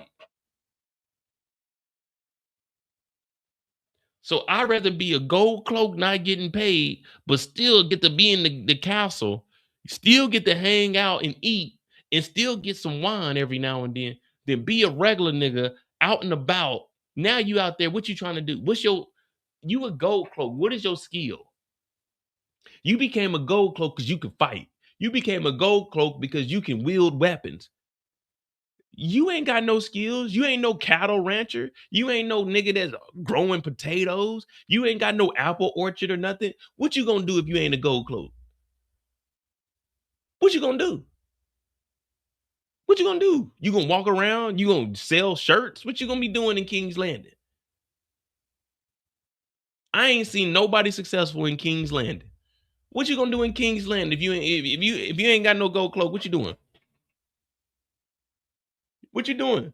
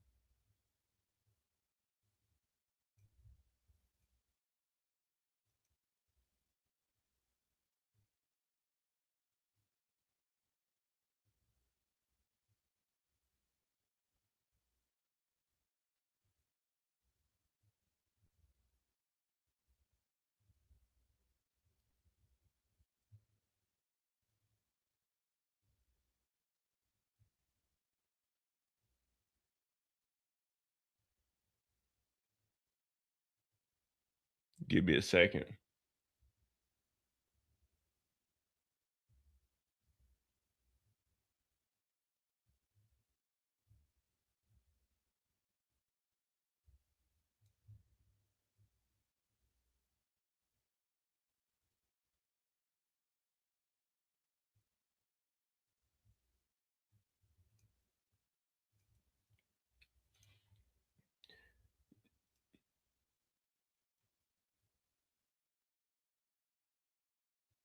Now I can't find one. I'll go show y'all something, but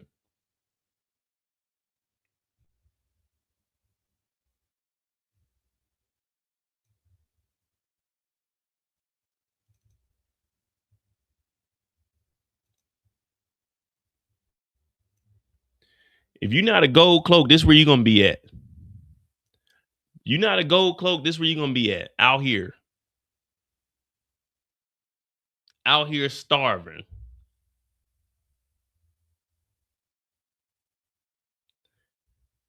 Yeah, Joffrey just came back out of nowhere. Remember, I guess they sent for him last episode to bring him back, especially with the war going on. But this is where you go. If you're not a gold cloak, this is where you're gonna be at. But you're gonna be dressed like this motherfucker back here, though. You're not gonna be royalty. You're just gonna be a random person back here. This is how you're gonna be looking.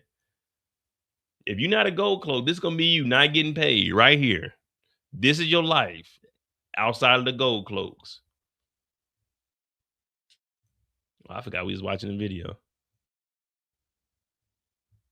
When Ulf eventually turned, we saw Daemon's men cheering because they thought that their strength was going to be amplified, but as we saw, Ulf unleashed fire on the men that he was supposed to be supporting and protecting, weakening Daemon's army greatly. As well as that though, Ulf turned on Ormond and then began burning the town to a crisp, showing that he was loyal to nobody but himself, and with the dragon by his side, he felt that he was unstoppable. This was what ultimately brought the Battle of Tumbleton to a close and showed that there was no true winner of this battle. Lord Ormond Hightower was slain by Roddy the Ruin in the most deserving of ways. Hey, hit that like button, hit that subscribe button. Who was that? Hey, Jaguar. Hey, thank you for that. The gold cloak alley-oop. Thank you for that gold cloak alley-oop. That was a nice little rant there. I needed that because I was trying to figure out where we was going to go at with this. You know what I mean? I was trying to figure out how I could get some interest out of this. Shout out to Jaguar for the gold cloak alley-oop. That's all I need. All you need to do is just give me a topic and I'll make it work from there. Shout out to Jaguar. This did unfold slightly differently to what happened in Fire and Blood, as Roddy literally cut through another man in front of Ormond before killing him with one arm, which is almost the way we saw him go in the show. It was just the dragon breath that took him in his last moments. Roddy was a true Northman in all senses of the word, as with one arm he welcomed death and the dragon breath, showing that the moment that he departed the North, he knew. You see, this is what the gold cloaks are supposed to be. Roddy. You see how Roddy went out? He was happy that the dragon breath was about to get him. He was happy he got to Ormond Hightower. He was happy to do whatever it took for the queen. So if you ain't got this kind of enthusiasm, if you ain't got this kind of dedication and loyalty, I don't want you on my side. See, y'all thinking about this from a 2026 perspective. You got to be thinking about it in the ancient times. When the story is told, Roddy was the one that took out Ormond. When they go back and tell the story, him and the Winter Wolves, they stormed Tumbleton and he killed Ormond Hightower. He died with honor by dragon's breath. That's all that matters. I'm like, damn, if it wasn't for Roddy, we would never be here. Thank you, Roddy, for your services. That he was a dead man walking and was most likely never going to return. On the city streets, Daemon was fighting with Jon Roxton, and boy, did that fight almost go in favor of Jon Roxton. I didn't know Roxton had it in him like that. Roxton does actually go on to play an important figure in the Second Battle of Tumbleton, and with Ormond Hightower out of the picture and Daemon still being alive post the battle, with him being second in command to Ormond and division being present amongst the men, he's going to ensure that Ormond's beliefs are continued for Daemon the Daring. Hell no. If I'm second in command, I'm going to go ahead and bend the knee. I'm going to go team up Rhaenyra and them. Go ahead, throw this all into the damn, throw this in the trash. The Hightower legacy is over with. The striking image of people crying in the streets, parents cradling their children that were sent out to the front line to die before hardened warriors was heartbreaking, and it pretty much summed up Ormond Hightower's weakness and that he was no master tactician, just a coward. He was only willing to step outside once Ulf the White had shown himself and was burning the enemy. He just didn't bank on him turning on him too. Ormond did to Ulf what Daemon did to him in beating him down in the streets, so that was why Ulf ultimately turned on him. Within the novel, Hugh Hammer did turn on Rhaenyra and was alongside Ulf the White during... See, Hugh was doing all this weird shit, man. All this looking and hiding in the woods. Like, dude... You're a dragon rider, man. The hell with her. The Battle of Tumbleton, but within the show, that didn't happen at all.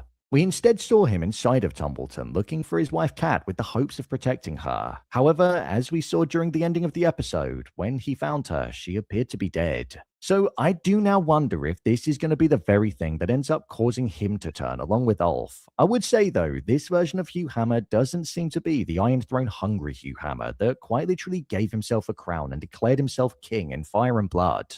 So I wonder if it'll go the opposite way and he'll end up blaming Ulf the White for his negligence and the fact that he betrayed the queen. It'll either be that or he'll blame Rhaenyra for costing him pretty much everything that he ever cared about. The Battle of Tumbleton came to an end when Corlys retrieved Daemon, showing that he shouldn't have been a prisoner of Daemon in the first place and showing his loyalty to Rhaenyra and informing him that Ulf had turned. This first Battle of Tumbleton had destroyed the once thriving market town and most of the life that was within it. With a dragon breathing down on the town, this very much feels like something that's going to go against Rhaenyra and add to her being seen as this cruel individual. The people of King's Landing aren't to know that Ulf turned, so Rhaenyra's rule is only going to be fueled with even more tension and uproar from the people that don't even love her or want her to sit on the Iron Throne. She did say to Daemon before the battle, "The realm is watching, don't make a monster of me." Sadly, it wasn't Daemon that did, it was Ulf. Helena's death. Now, I even feel like if you hadn't read the book, you'd still have cottoned on to the fact that Helena's story was building towards her demise. With Helena finding out that Aegon was still alive after Mysaria, the White Worm, the most annoying character in the entirety of the show, revealed it to her and also said how Helena would never leave King's Landing and would always be held as a prisoner along with her unborn son. That was the final straw. If Rhaenyra causing her to be force-fed wasn't enough either, she knew that there was now no way out. Within the book, Rhaenyra was adored by the people of King's Landing, which is something that I feel has kind of been forgotten in the show, as Rhaenyra's death actually ends up becoming something that drives division between the people and Rhaenyra even more, as it's presumed that Rhaenyra could have been behind the assassination of the Queen. Within the show, it's heavily implied that she walked out of there herself and was impaled by the spikes for all to see, but within Fire and Blood, there was a bit more mystery surrounding it. I do believe she did it, though. She was riddled with grief following Blood and Cheese, was never able to get over the death of her son, and she knew that as long as she had her son inside of her, which would have most likely been Maelor, then she and her son would have no life. There was a piece of tapestry that Helena left that connected to her being a dreamer and not only showed her own fate of her falling from the window, but it also depicted an image of Rhaenyra. The piece of tapestry that Rhaenyra was featured in was of her sitting on the Iron Throne with flames surrounding her. Now, this is a major spoiler for what happens to Rhaenyra in Fire and Blood, so I'm giving you a warning now. All right, man, they ain't really talking about much that we ain't already heard, man. The war is going on. There's some wild shit happening. But let's just hear this real quick before we get out of here, though. Overall, the finale was good to me. I wish the battle would have been longer. You know what I mean? We would have got some more, and they would have showed a little bit more of the dragons chasing after each other. But of course, that'll be into season 4. So that means season 4 is probably picking up right after this. But they should probably end it like after episode 1, show the ending of this battle, and then episode 2 have a little time jump.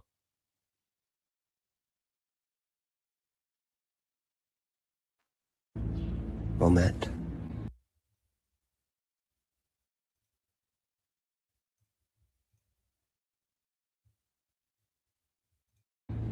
Salutha. The City Watch remembers our commander, Daemon Targaryen. Let's see what the City Watch say. They remember who? Is our commander, Daemon Targaryen. And Queen Rhaenyra, the one true heir to the Iron Throne. The gold cloaks pledged their allegiance to the queen, not to the coin, not to getting paid, not to a better lifestyle, but doing whatever fucking Daemon, who appointed them, and the queen, the true heir to the throne, tells them to do. And quitting is not a part of it. Quitting is not a part of it. You took the oath to be a gold cloak, you fucking die a gold cloak. The guards at the gates have thrown down their swords. Do the same or perish as traitors. Perish as traitors. You put your gold cloak down, you become a traitor. This is going to be a lot. Season 4 needs to be an all-out war. That's what I don't know who they're going to go to war with Aemon and Aegon back. Shit, that would be a nice little war there.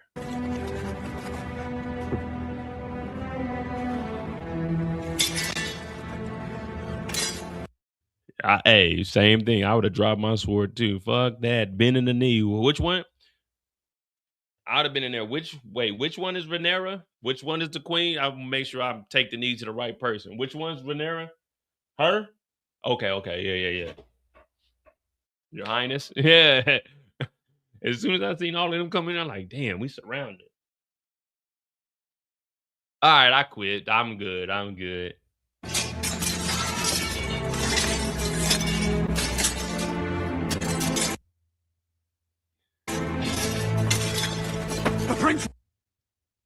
Damn, they snatched them up. Hey, gold cloaks were tough, wasn't they?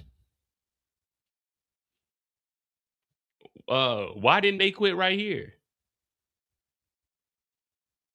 Remember when Rhaenyra came back and they took over the Iron Throne? We found out that the whole city was poor. Gold cloaks weren't getting paid here. They weren't getting paid right now. Because remember, there was nobody there. No one was paying the gold cloaks here. Why were they doing their job if they weren't getting paid? The only reason the gold cloaks quit was because niggas was dying. They got scared. They wasn't getting paid here. I remember when we came in and we took the whole thing over, we found out that everybody was broke in King's Landing. They wasn't getting paid here. Gold cloaks weren't, they wasn't getting paid here. Wasn't no coin getting dropped in that bucket. Why were they doing their job? They didn't quit until they seen the mother gold cloaks start getting killed. They wasn't getting paid here. Aegon been gone. Aemon been gone. Wasn't no king, wasn't no queen until Rhaenyra came in and Daemon came in and whooped all them niggas' asses.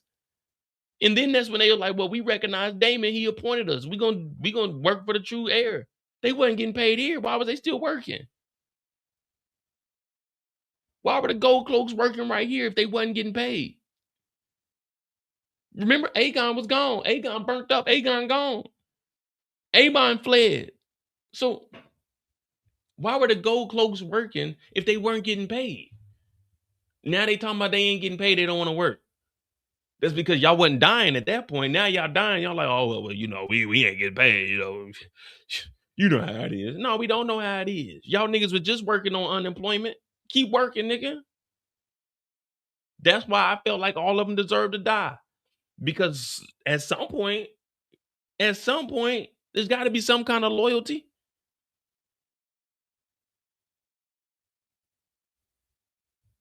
Regent will not stand for this! Rule a hand! Seize them! And with them, all who wear the Hightower sigil. They show is doing whatever Daemon say. Because remember, Daemon is the one that appointed them. The gold cloaks was a thing because of Daemon. When Viserys is in there dying, looking like melted wax, Daemon was like, nigga, I'm gonna get the gold cloaks together. Now I'm about to go ahead and pick some real niggas to go do some goddamn policing around this bit.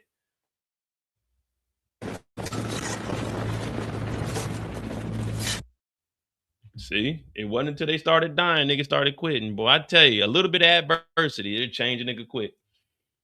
I do want to see an all-out war between the dragons. That's gonna be dope. We'll see how that plays out. I appreciate you guys for even getting me to watch House of the Dragons. Cause you know, when it first came out, everybody's like, Mo, you gotta watch it. I was like, man, I ain't never watched Game of Thrones. I tried to watch like 5 episodes of that, and I was like, yeah, this ain't it. But I'm glad we watching this. We've been watching this since season 1. Pretty good. I liked it. Especially as HBO, so you know they're gonna do their thing with it.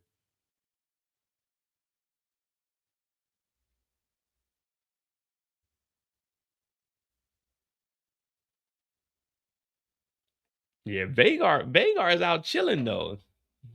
Vagar like, man, you know what? I'm just gonna kick it for a little bit. I ain't really gonna get into all that nonsense.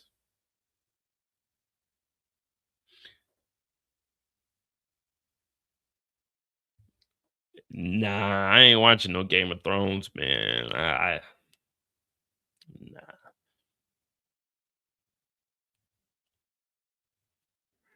They ain't got no characters like Daemon on there. Daemon is really the character that drew me in to watching this. After that first episode, I was like, damn, this nigga, we gonna call this nigga Day Day. Cause Daemon Targaryen don't care, man. I was watching that, and then they had, what were they up on the wall? What's it, the ice wall in the Game of Thrones? Where they had like Jon Snow and them up there, and they were just like sitting. I was like, what is this? They just watching the winter wall, whatever the fuck that was. I'm like, man, this is boring. You know what I mean? I was like, I can't get into this. What is this?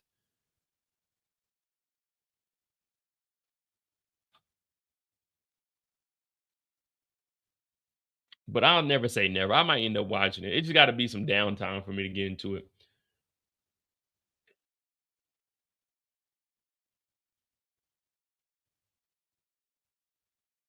Yeah, I watched the first 5 episodes leading up to House of the Dragon season 1. I did watch the first 5 episodes, but I don't know, man. It's too slow for me.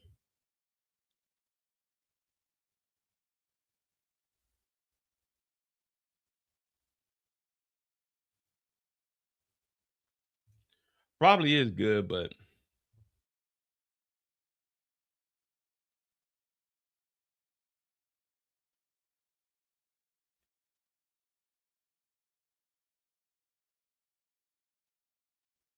nah, I mean, that's you guys' opinions. Like, I watched 5 episodes of Game of Thrones and I wasn't impressed. I'm just being real with me. You already know I don't even really like watching fictional stuff that much. I like realism, you know what I mean? So it's already tough enough for me to watch this with dragons and shit. It's cool, but that's just not my style. Like that's not the type of television and movies like I like to watch. Like watching Marvel movies and all of that. I went to sleep on Spider-Man. I'm like, man, I don't really like all the nonfiction. You know what I mean? Like the sci-fi make believe that stuff is tough for me to watch. It's just not. I don't know, man. Like I like watching history documentaries and things like that. So I like to know like the real shit that happened. You know what I mean? So watching this is cool. You know what I'm saying? It's something different than what I normally watch. But yeah, like all that, it just isn't. It doesn't interest me that much.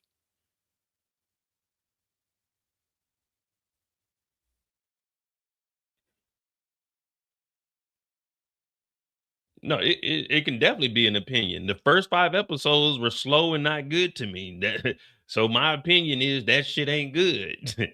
It's not a fact that the show isn't good, but my opinion is watching the first 5 episodes, it was slow and it wasn't that good to me. I'm not about to waste time on another 5. You know what I mean? If you can't get me in within the first 2 episodes, I'm like, man, nah, I'm good on that. I'm good on that.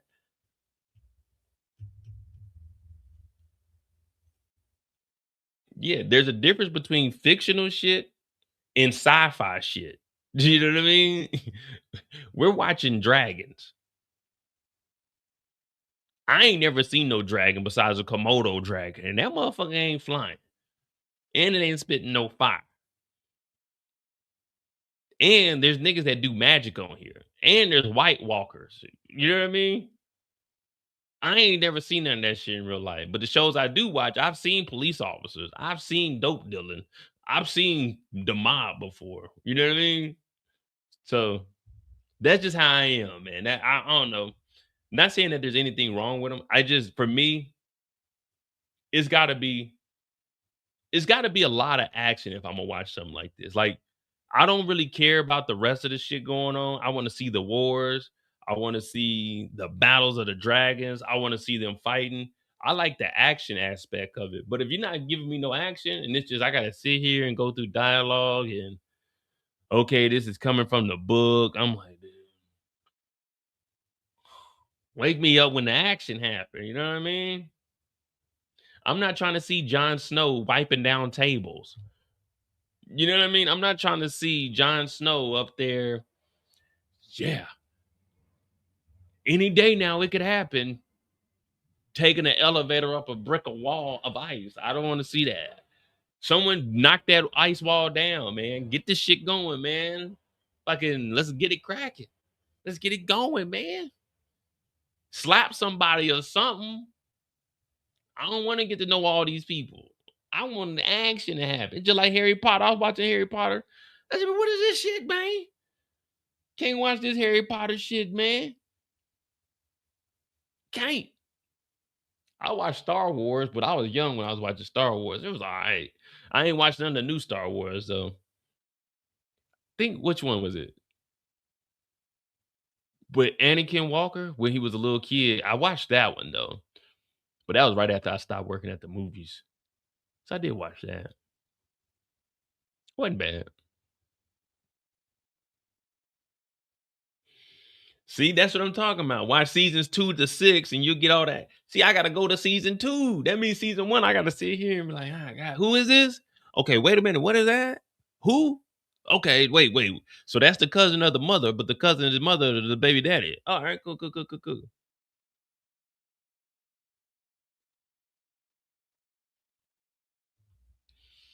Whoa, Miles. You can't put American shows sucking because I don't like character development. I love character development. I don't write the shows.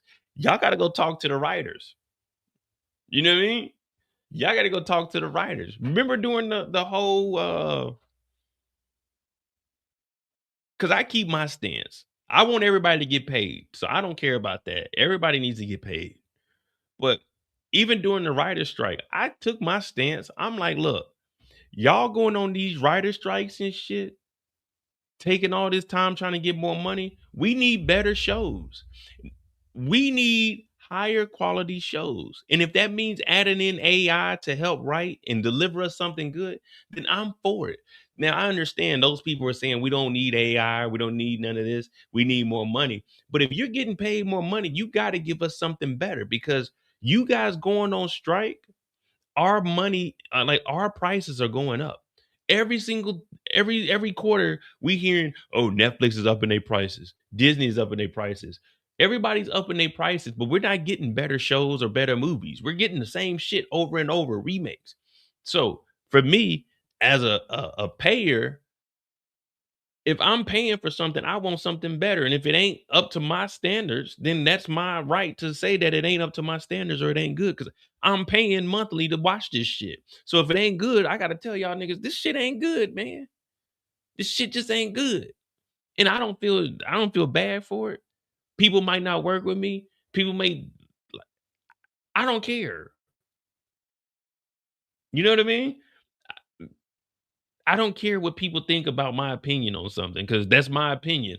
I'm paying this internet to talk what I want to talk about. You know what I mean? I'm not talking about y'all. I'm just saying in general.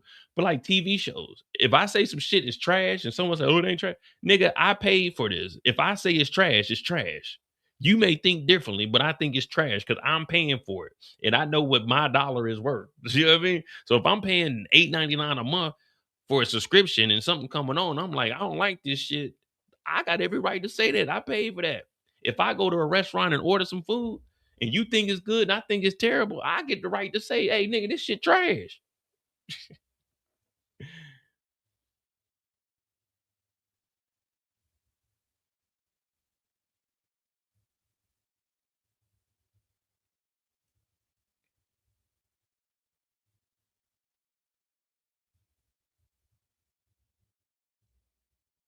Nah, but I mean, like I said, I tried to watch it before. I tried to watch at least one season of it. I did the first 5 episodes. My older brother Henry, he knows about Game of Thrones.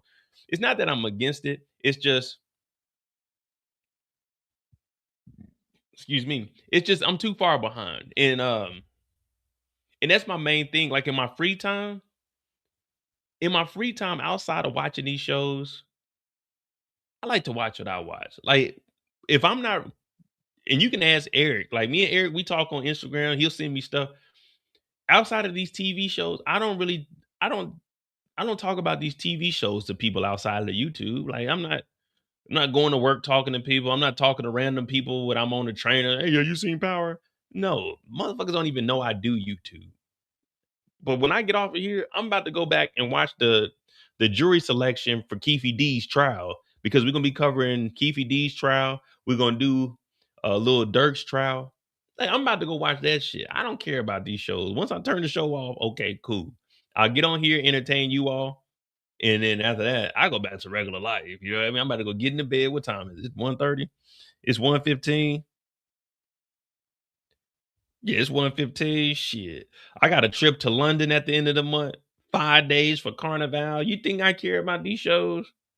Hell no. I mean, I like talking about them, but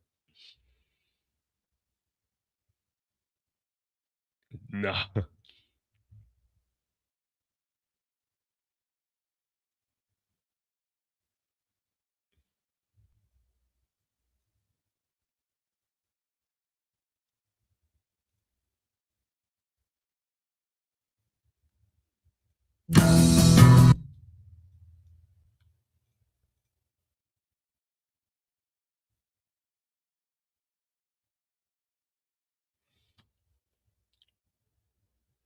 You have an opinion, but your opinion is an extreme minority. Game of Thrones is the most successful TV show of modern times and the second most awarded show in history.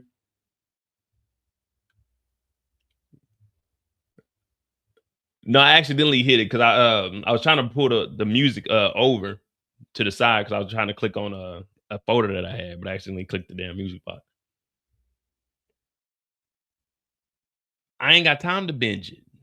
That's the thing. I don't have time to binge it. I got well, all right, like Power is off now, but y'all know during that, I gotta record episodes every day. I gotta cut up the shorts. I do 5 to 6 hour lives on Friday. I got a life, y'all. I didn't come to Europe to just be sitting in the house. You know what I mean? I got shit to do. When I get off work, it's already 3, 4 o'clock in the afternoon. If if I'm trying to record a video and get that up by 6, and then I gotta either watch another episode of a different show, like I had to watch House of the Dragons today. I gotta break down the fight. Well, I ain't gonna do a recap on it. It's too late now. I should have did that earlier today, but Yeah, I got a lot of shit that I gotta do. And on the weekends, the summertime from May to September, oh, I'm outside. I'm outside. And y'all know I take a trip every single month. So, I got other shit to do, man. I can't be watching Game of Thrones. Game of Thrones ain't doing nothing for me. Shit. I got other shit to do. I got documentaries to watch. I was just watching a Trust Story documentary before I got online. If y'all go to Netflix, it's Trust Story. It's how these people they use the money from the company to buy the company. It was pretty good. Pretty good documentary.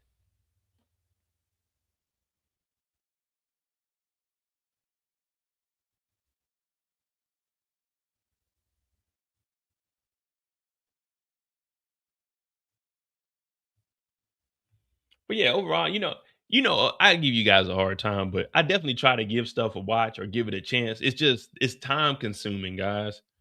8 seasons, how many episodes? Even if it's just even if it's 10 episodes a season, that's 80 hours.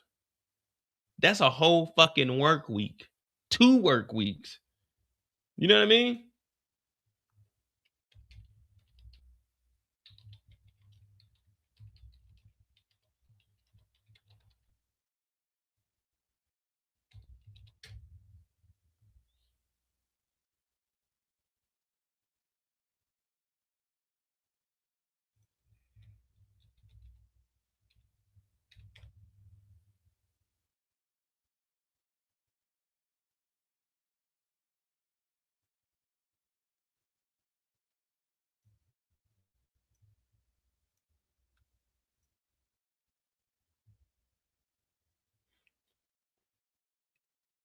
So y'all want me to 73 episodes. Y'all think I got 730 hours just sitting around to go back and watch Game of Thrones where I'm not going to get that many views from? At the end of the day, I do try to make a little bit of money off of YouTube. Obviously, I'm not making what I was making during the pandemic, but I'm not about to just watch this show just to watch the show. You know what I mean? If I'm gonna watch something, unless it's something that's personal to me that I'm interested in, I'm not just gonna watch this show. Because if I'm not breaking it down, and me breaking it down is gonna be for every hour show I watch, a breakdown is at least 30 minutes to record, edit, and upload it. So 730 times half, it's like over 1,000 hours. I ain't got 1,000 hours, guys. I'm sorry. I don't think any of us got 1,000 hours. Let me see. 730 divided that by 24. That means it would take me 30 days nonstop to watch all of Game of Thrones.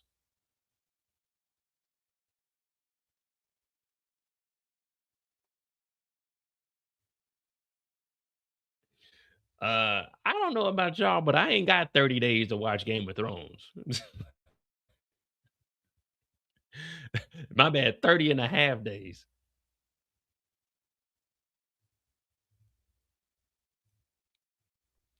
Hell, I can't blow up from watching House of the Dragon for the first time.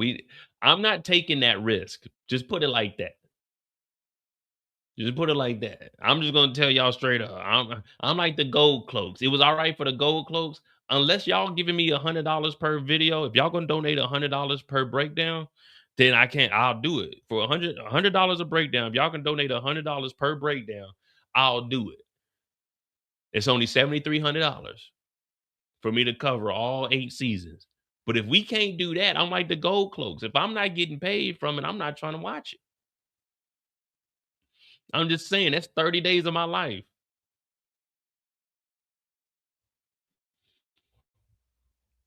Yeah, I do it for Netflix, but those are actually shows that I want to watch. I'm not just doing random shows on Netflix.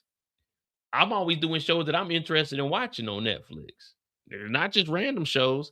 There's a whole bunch of shows I could have done on Netflix, but I didn't watch. Like I'm gonna find you, or I know who you are. Like, matter of fact, let's go to Netflix. Let's see what the hell they got on there that's new.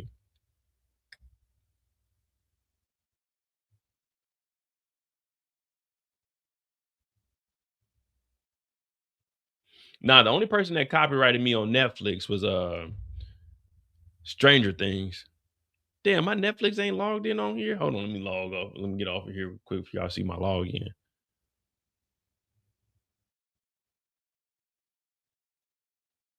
Yeah, and that was just Stranger Things, and I don't know. That was actually a third party, and that was just for the photos.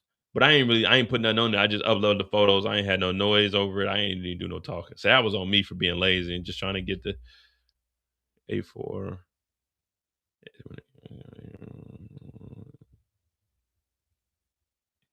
So I hold the L on that.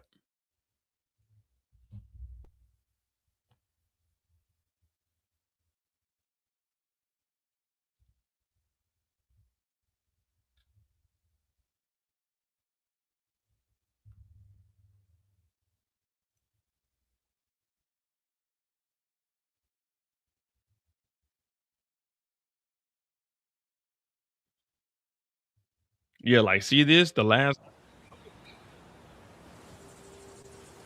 Governor? Hey, that took a long time. No, it didn't.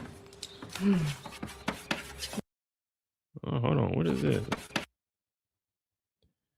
The only way out is through an ordinary family, a typical morning, an end to life as they know it. Survival is only the beginning when an unseen force seals them inside their home.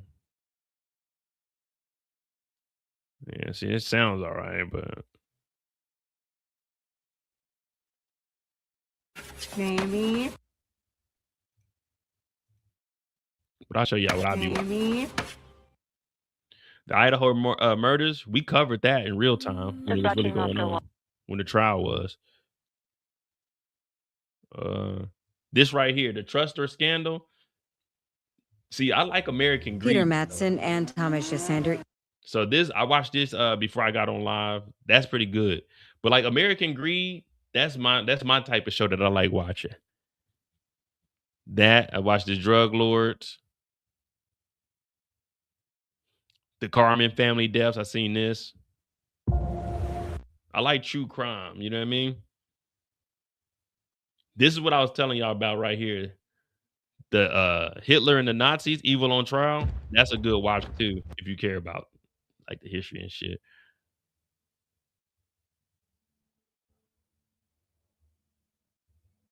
I started watching the Bomb in the Pan M103, but I try not to watch anything that's got to deal with like planes and stuff. I try not to watch it in the month that I'm traveling on a plane. So I'll watch that once I get back. That's just my superstition right there. I don't watch like anything dealing with like planes until after I get off the plane. You know what I mean? So I'll watch that when I get back.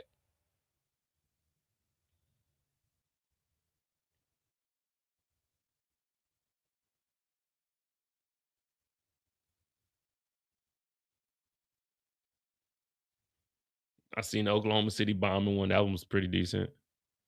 Katrina, I watched the Katrina one. Hell, I think we covered that. Yeah, man, you know. So that's what I'll be watching outside of the shows that we typically watch. But I might give this last house a try though.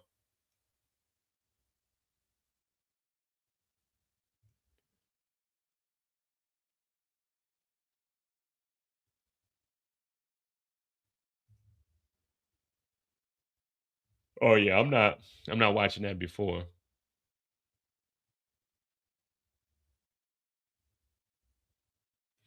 Yeah, so with Katrina, my dad was the one of the highest enlisted. He got sent down there because my dad was in the guard. So he got sent down there and he was pretty much over the whole Superdome. So he was making sure that the food and the water and everything was coming in.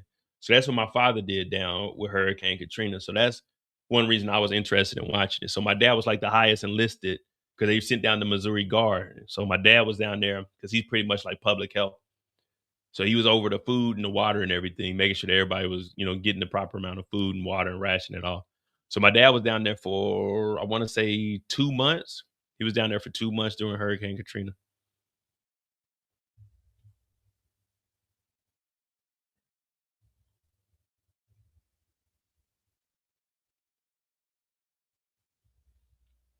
Well, yeah. So I mean, we'll have to this weekend. I got Fightland. We'll do a Fightland live. I don't know if too many people are watching it, but I'm already 2 episodes in, so we'll just continue that. Plus, I got that subscription to the end of it. So after Fightland goes off, I'll get rid of that. But we also have at the end of the month, Beauty in Black. That's actually a pretty good show. That's the last season for that. We got Beauty in Black. The 9th, we got The Drop. So we got some shows coming on.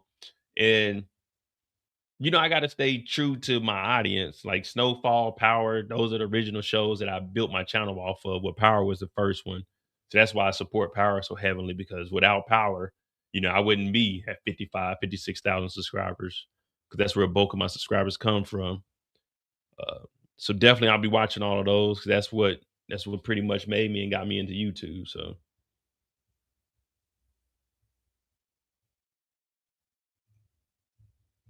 yeah, I didn't do a live for episode 2 just because we had the finale, but I'll speak about episode 2, but we'll do episode 3 on Friday. We'll do episode 3 on Friday. Typical live, probably like 3 hours though, because Saturday I need to get up. I might be going to Luxembourg Saturday. We'll see. But hit that like button, hit that subscribe button. I'm gonna try this last house out and see what the hell it's talking about. For our safety? Last house. Yeah, I might watch that. Might watch that shit at work tomorrow. But hit that like button, hit that subscribe button. House of the Dragon season 3. It's in the books. Eric said 2028 is our release for season 4. We'll be here. Hopefully the world is still intact. But if not, hey, at least we got season 3. Thanks for watching. I'm out.